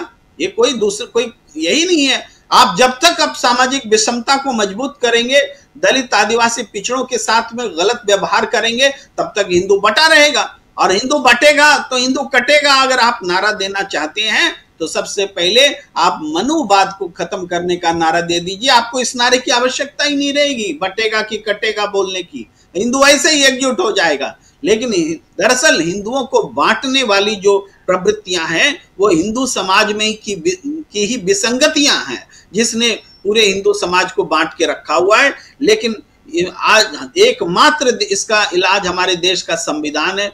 संविधान के साथ में अगर चलिएगा तो हिंदू भी एकजुट रहेगा और दूसरे धर्म के लोग भी एकजुट रहेंगे। किसी से कोई खतरा नहीं होगा।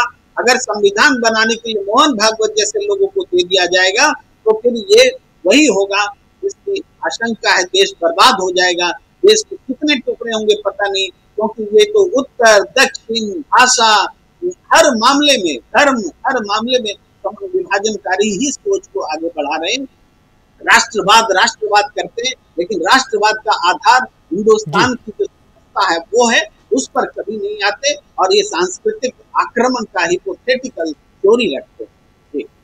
जी प्रोफेसर रविकांत जी, हिंदू खतरे में है, ये जो नैरेटिव है, ये क्या लगता है आपको कि आने वाले समय में ये चुनावों में ये नैरेटिव ज़्यादा हावी हो पाएगा?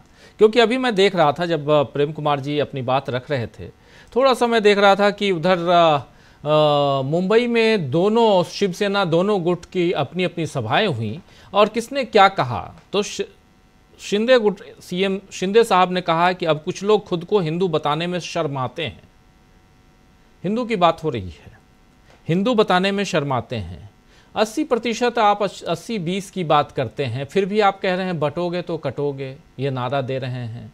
उसके बाद ये बात कि अब लोग हिंदू बताने में, कुछ लोग हिंदू बताने में, खुद को हिंदू बताने में शर्माते हैं।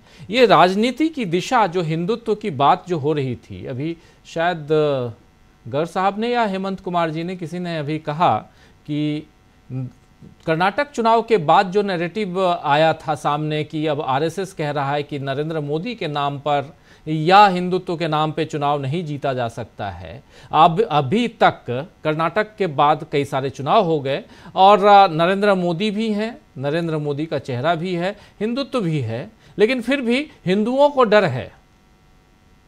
ये कौन सा डर है और किस डर के तहत राजनीति की जा रही है, और क्या इसका असर आने वाले चुनाव पर भी हम पड़ते हुए देखेंगे? देखिए, न तो हिंदू कभी खतरे में था और न कभी खतरे में है, माने जिसके जरिए वो कह रहे हैं। सवाल ये कि कौन हिंदू? वो हिंदू जो आरएसएस के एकमात्र रज्जू भैया को अगर हम छोड़ दें तो अब तक सारे सरसंघ चालक ब्राह्मण रहे, और एक जो अलग है वो रज्जू भैया ठाकुर है। तो जिस हिंदू की बात करते हैं वो आरएसएस में कोई सरसंघ चालक अभी तक न तो दलित बना न पिछड़ा बना। तो हिंदू का मतलब आपके यहाँ केवल अपर कास्ट हिंदू है, और उसमें भी ब्राह्मण सर्वोच्च, और वो भी पेशवाई जो आपकी आइडियोलॉजी उसके आधार पर। इस देश में हिंदू धर्म का ठेका इनको दिया किसने है, पहली बात। दूसरा, मैंने डॉक्टर अंबेडकर की बात अभी कही थी कि वो इस बात को मानते हैं कि हिंदू राष्ट्र की जिसकी कल्पना आरएसएस करता है वो कितना खतरनाक है। दूसरा, मैं पिछले 2-3 साल से ये बराबर कहता रहा हूं कि बीजेपी कभी हिंदुत्व के आधार पर चुनाव न जीतती है न जीत सकती है। ये बात तब जितनी सही थी उतनी ही आज भी है। दरअसल बीजेपी आरएसएस हिंदुत्व का एजेंडा खड़ा करके विपक्ष को गुमराह करती है, लोगों का ध्यान भटकाने का काम होता है। बेरोजगारी से लोगों का हट जाए। 55वां स्थान था हंगर इंडेक्स में 2014 में, और इस साल 105वां है। रोजगार की क्या स्थिति है इस समय? मैं तो विश्वविद्यालय में हूं और विद्यार्थियों से बात करता हूं। एक दिन मैंने क्लास में ऐसे ही पूछ लिया कि कितने लोग हैं जो नौकरी की उम्मीद कर रहे हैं, एक भी नहीं था।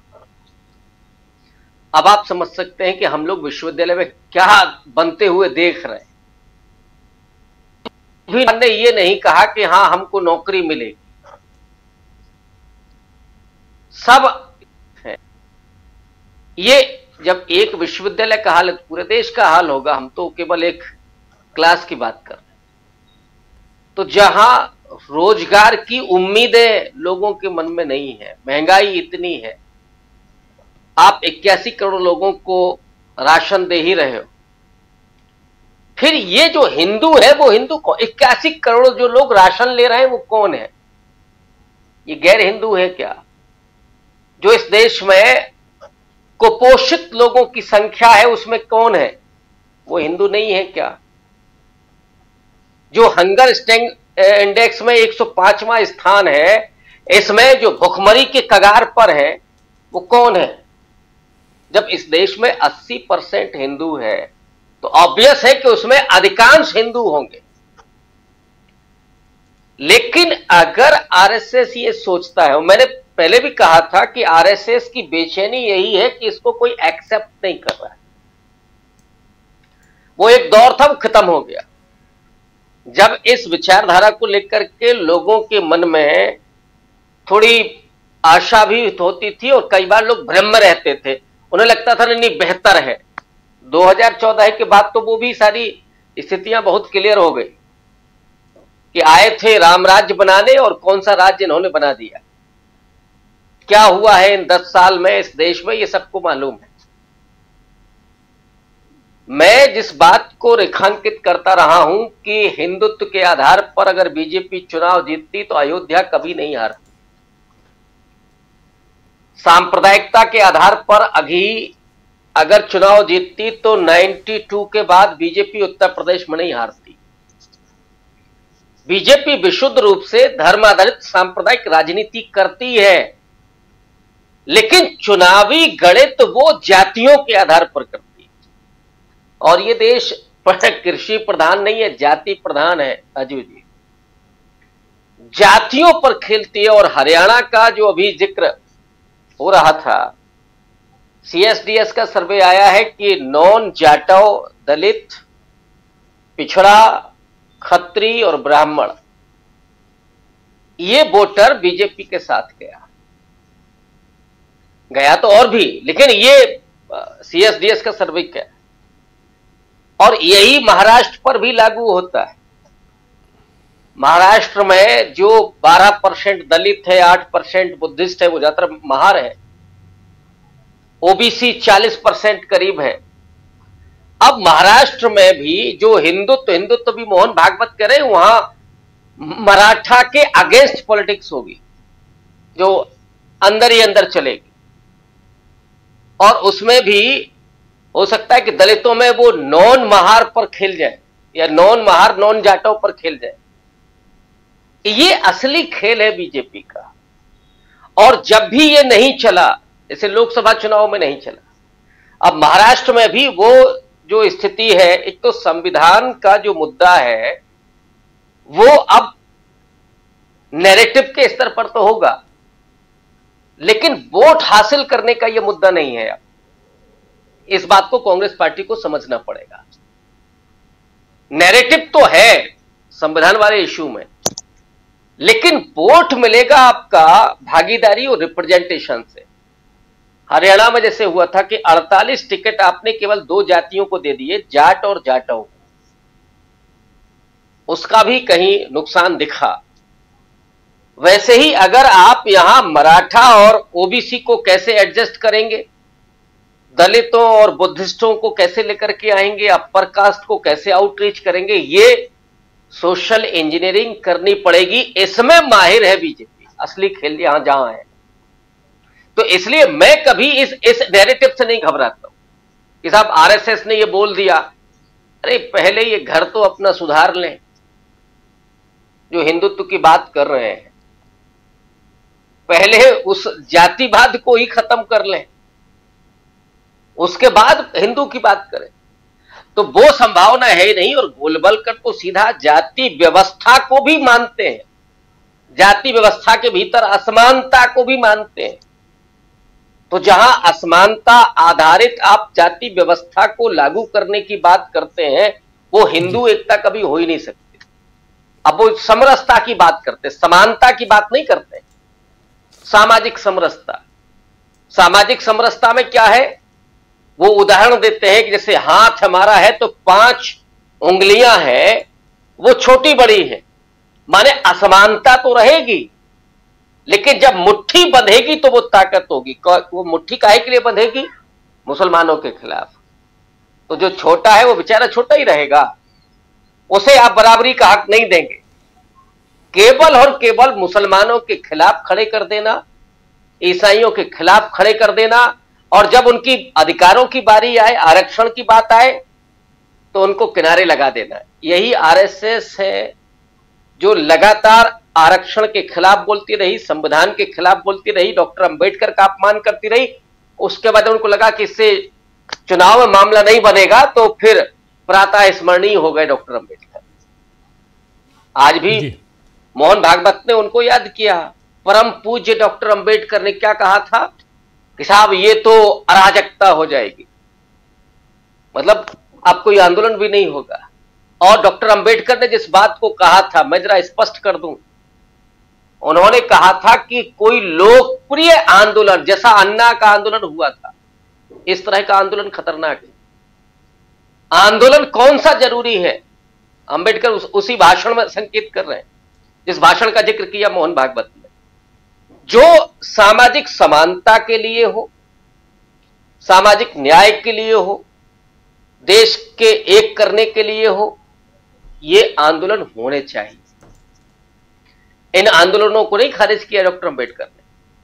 तो सोशल डेमोक्रेसी के लिए, समानता स्थापित करने के लिए आंदोलन होने चाहिए। या आर्थिक सवाल पर, किसानों का ऐसे मुद्दा है, आंदोलन होने चाहिए, लेकिन भटका करके लोकप्रिय आंदोलन करना, इसको उन्होंने कहा था कि ये अराजकता होगी और इसलिए नहीं होना चाहिए। तो मोहन भागवत जितना आसानी से कर जा रहे हैं, गुमराह कर जा रहे हैं। नहीं साहब, अब आंदोलन दलित नहीं करेगा, उसकी मुंह उखाड़िए, चाहे उसको पेशाब पिलाइए, लेकिन आंदोलन करना, चूंकि डॉक्टर अंबेडकर ने कह दिया आरक्षण आप खत्म कर दें तो भी नहीं वो कर सकता। ये लगातार गुमराह करने की कोशिश है, लेकिन इसी के जरिए ये दलितों और पिछड़ों, अति पिछड़ों को भी समझना पड़ेगा कि जो केवल मुखौटे पैदा करके, अब ये होता है गरीब लोगों को नेताओं की जरूरत होती है, जो गरीब वंचित समाज है, ये कांग्रेस को समझना है, विपक्ष को समझना है कि वो इन जातियों से भी लीडर पैदा करें।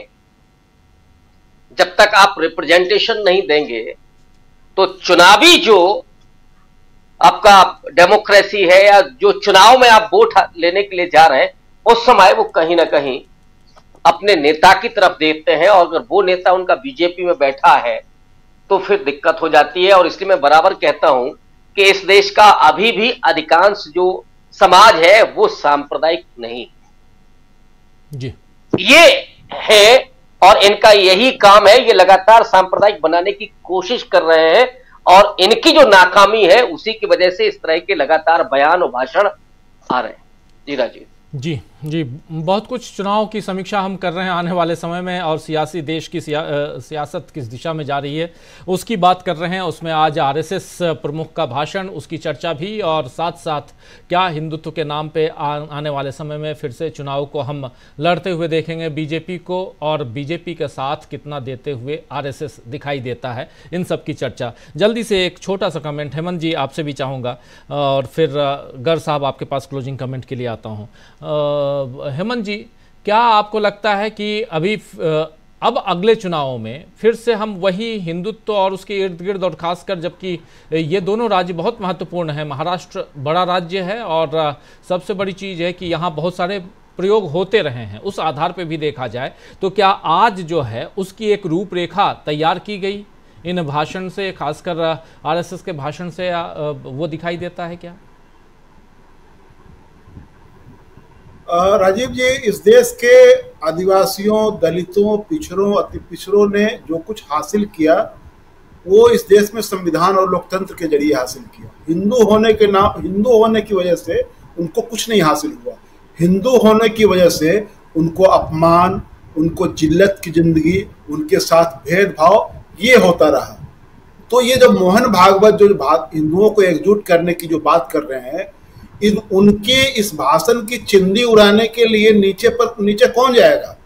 ऊपर बैठ करके खड़गे साहब बोलेंगे, राहुल गांधी बोलेंगे, बड़े बड़े दूसरे दलों के जो नेता हैं वो बोलेंगे। आज की तारीख में यूथ में, स्टूडेंट्स में कौन सा ये काम कर रहा है, फोर्स काम कर रहा है जो इनके इस पूरे नैरेटिव के खिलाफ खड़ा होकर के और इसका जवाब दे?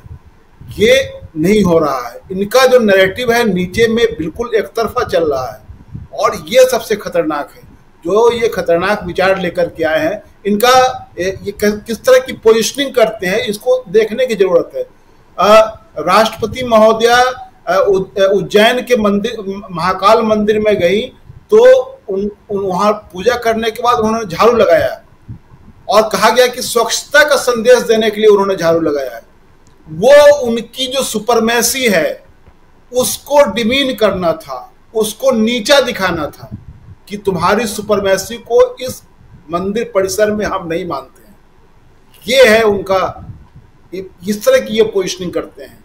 कोविंद के साथ जो घटना हुई थी, तो हम ये बताना चाहते हैं कि ये जो ये करना चाहते हैं उन प्रतीकों के जरिए आप चीजों को समझिए, किस तरह का समाज बनाना चाहते हैं। आरएसएस के लोग इनको चाहिए, ये गर्ग साहब ठीक कह रहे थे कि ये वाल्मीकि पर काम करेंगे, जाटवों पर काम करेंगे, लेकिन काम करने किस लिए करेंगे? उनको एम्पावर नहीं करना है, उनको गोलबंद करना है अपने पैदल सेना के रूप में, और उनको बताना है कि तुम भी हमारे हिंदू समाज का हिस्सा हो और तुम मंदिर में चलो और तुम भी ब्राह्मणों की तरह वो टीका लगाओ और टीक रखो और रुद्राक्ष की माला पहनो, गेरुआ वस्त्र पहन लो, तो उनकी पूरी पहचान भी मिटा देना। इस देश में दलितों की, आदिवासियों की, पिछड़ों की जो एक अस्मिता है, उस अस्मिता को भी ये खत्म करना चाहते हैं। तो इन सवालों को मुझे लगता है कि मोहन भागवत का जो भाषण है उसके इसमें सामने रख करके ये जरूरी है कि इन चीजों पर बातचीत हो। और ये एक खतरनाक, मैं बार बार ये कह रहा हूँ कि इस पर जब चर्चा होती है, जब लोग कहते हैं कि मोहन भागवत ये चाहे आरएसएस को लेकर के कि ये एक आतंकवादी संगठन के रूप में काम कर रहे हैं, खड़गे साहब ने जो कहा, और बहुत देश के बहुत सारे नेता इस ओर इशारा कर रहे हैं और इस बात को उठा रहे हैं, लेकिन ये निश्चित रूप से आज की तारीख में ये एक बड़ा विमर्श का सवाल है। इस पर इनका काउंटर होना चाहिए, और निश्चित रूप से क्योंकि ये लोग, इन्होंने जो अपने आप को एक बहुत ही सांस्कृतिक चोला जो पहन रखा है, और उसके जरिए लोगों को हमेशा, और खास करके इस देश का जो मध्य वर्ग है और इंटेलिजेंसिया का एक बड़ा हिस्सा है, वो इनको लेजिटिमेसी प्रदान करता है। आज की तारीख में भी उनको लगता है कि आरएसएस, इनसे ये बीजेपी वाले तो बहुत बदमाश हैं, लेकिन ये लोग जो हैं ये देश के लिए बहुत समर्पित लोग हैं। तो ये वाला जो भाव है, ये इनको एक तरह से अवसर देता है इस तरह का खतरनाक खेल खेलने के लिए। और मैं जो कह रहा था कि जो नॉन स्टेट एक्टर है उसको एक स्टेट एक्टर की भूमिका में, और गर्ग साहब ने कहा कि वो मोदी जी वहां उनके मुंह में बैठ करके बोल रहे थे, तो नॉन स्टेट एक्टर के मुंह में स्टेट एक्टर बैठ करके बोल रहा था। तो ये जो इनका जो घालमेल है वो अब साफ साफ दिखाई दे रहा है कि आरएसएस अब ड्राइविंग सीट पर आकर के और चीजों को चलाना चाहता है, और इसका मुकाबला करने के लिए जो देश की जो सबसे बड़ी पार्टी कांग्रेस है, मुझे लगता है कि उसको इस पर रिथिंक करना चाहिए कि क्या पूरी पार्टी इनसे लड़ने के लिए तैयार है, या कुछ नेताओं का समूह जो है वो सिर्फ इनसे हेड ऑन करेगा, बाकी लोग जो है उस मुंह ताकते रहेंगे। जी गर्ग साहब, क्या ये भाषण आगामी चुनाव से पहले का एक पैगाम है बीजेपी की तरफ से, आरएसएस की तरफ से विपक्षी दलों के लिए, ये माना जाए? दूसरा, क्या मूल मुद्दा जो है वो अभी भी वही हिंदुत्व है बीजेपी के अंदर?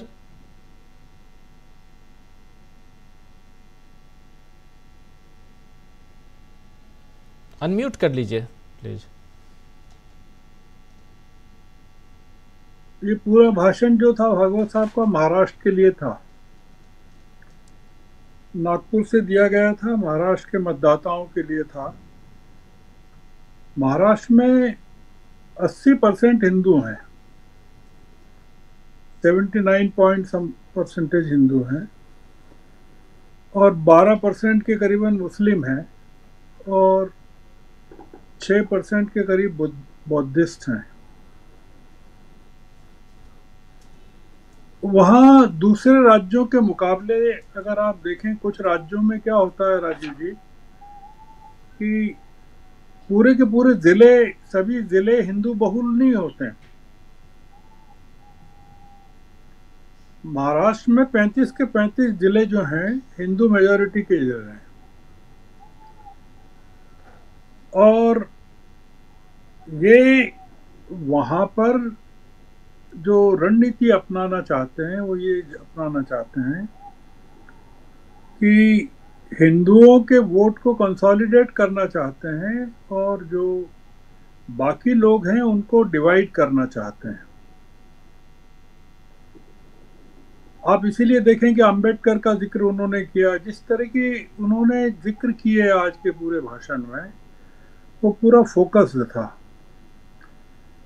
और महाराष्ट्र को जीतना संघ के लिए सबसे जरूरी काम है, हरियाणा से भी ज्यादा जरूरी है, क्योंकि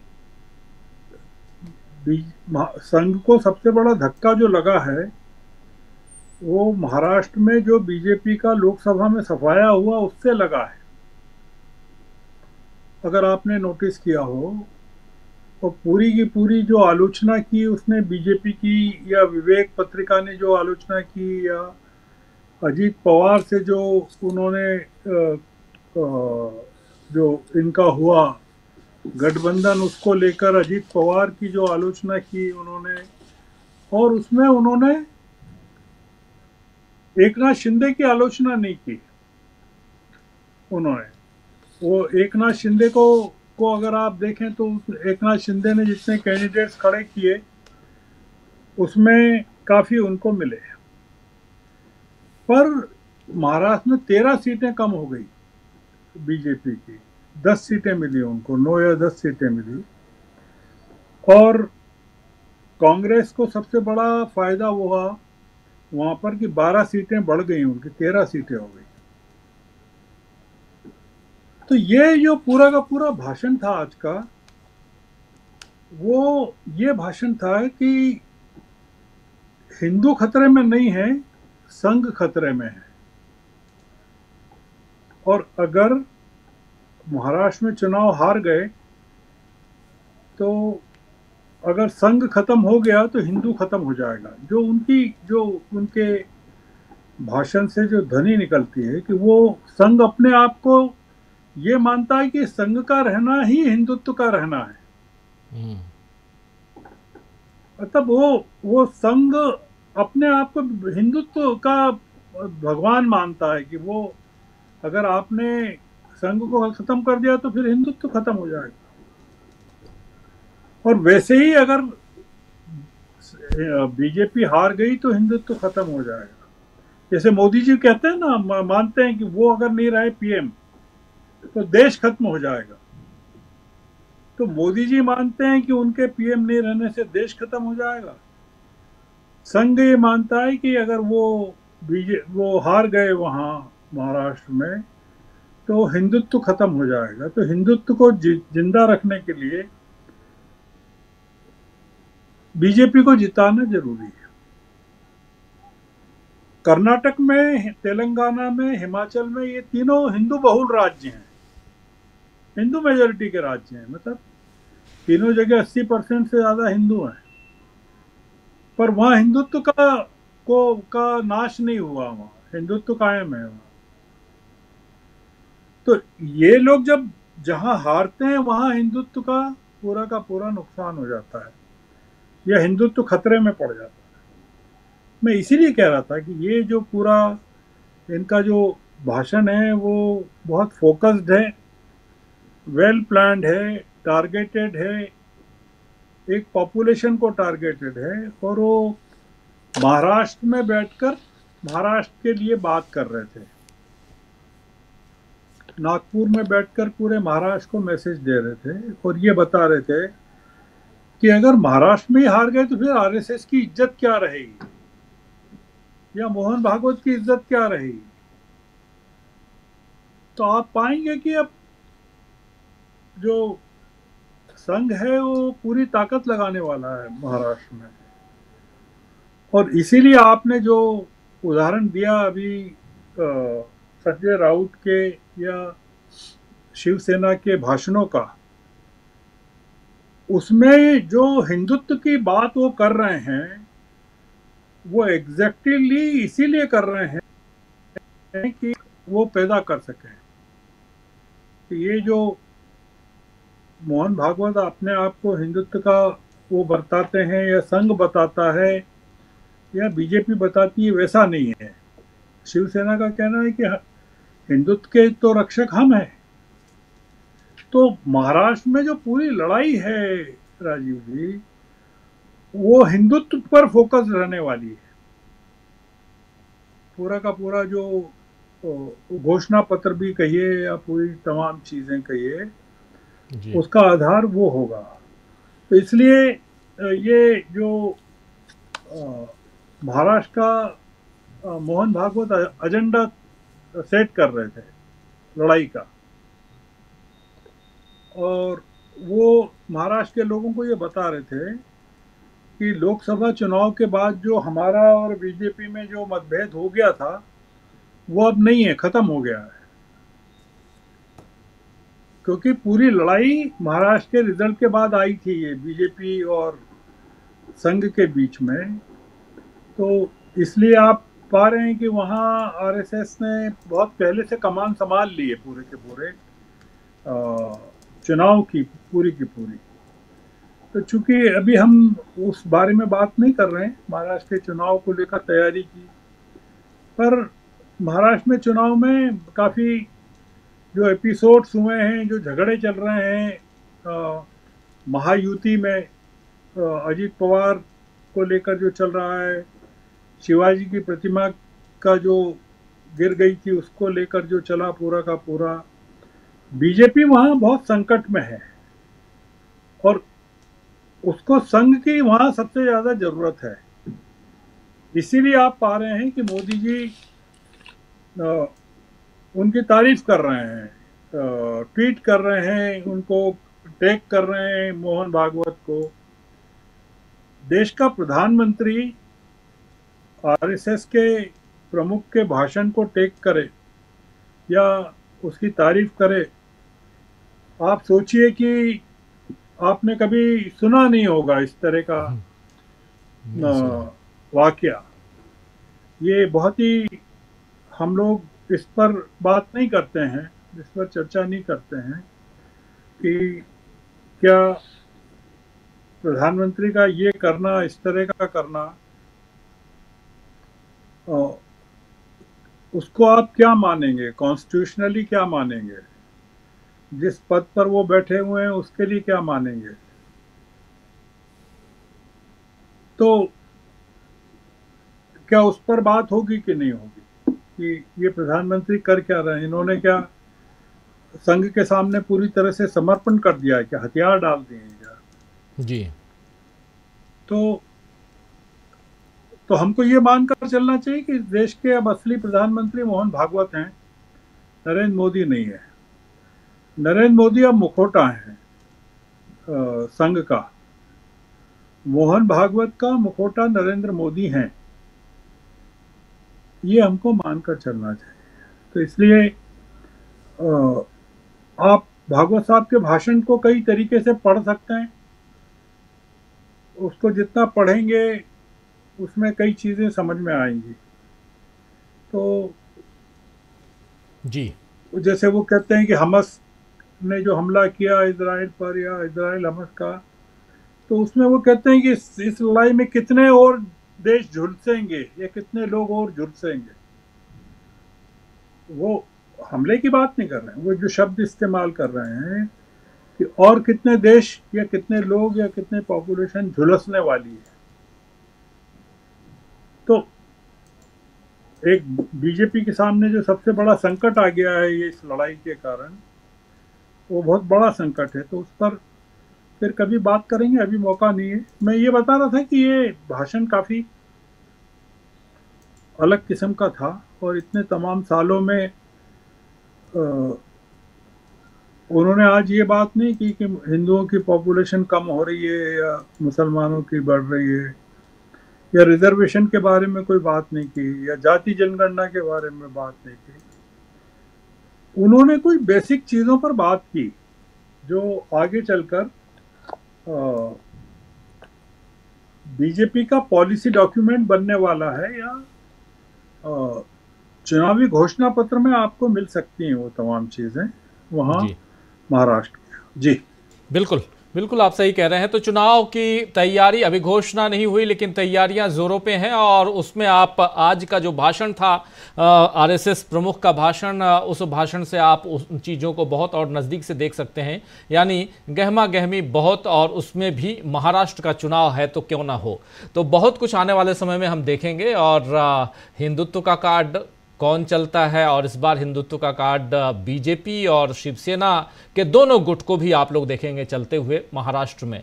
और इन सब के बीच कांग्रेस पार्टी, एनसीपी ये क्या कुछ करती है, इनकी तैयारियां क्या हैं, और हरियाणा से कितना सबक है कांग्रेस पार्टी को, ये सब आने वाले समय में रिफ्लेक्ट होगा। तो चर्चा बहुत गर्मा गर्म और इंफॉर्मेटिव इस मंच पे आप सुनेंगे आने वाले समय में। और आज इस कार्यक्रम को यहीं समाप्त करने की इजाज़त चाहता हूं। गर्ग साहब, आप जुड़े हमारे साथ, बहुत शुक्रिया आपका, आपने वक्त निकाला, बहुत बहुत शुक्रिया आपका। हेमंत जी, प्रेम कुमार जी, प्रोफेसर रविकांत जी और अमलेंदु उपाध्याय जी, आप सबका भी बहुत बहुत शुक्रिया। आप तमाम साथी जो हमारे साथ बने रहे लगातार इस चर्चा में, आप सबका भी शुक्रिया अदा करता हूं। आज दशहरा का वक्त है और का दिन है, और वैसे में इस वक्त आप लोग हमारे साथ जुड़े हुए हैं, आप सबका बहुत शुक्रिया अदा करता हूं। असलम चिश्ती जी लिख रहे हैं कि डीवी लाइव चैनल पर पत्रकारिता करने वाले सारे पत्रकारों की पत्रकारिता सराहनीय है, किसी भी मुद्दे पर बेखौफ होकर विश्लेषण करते हैं। बहुत शुक्रिया असलम भाई। दिनेश कुमार जी लिख रहे हैं देश के नागरिकों को सचेत रहना चाहिए।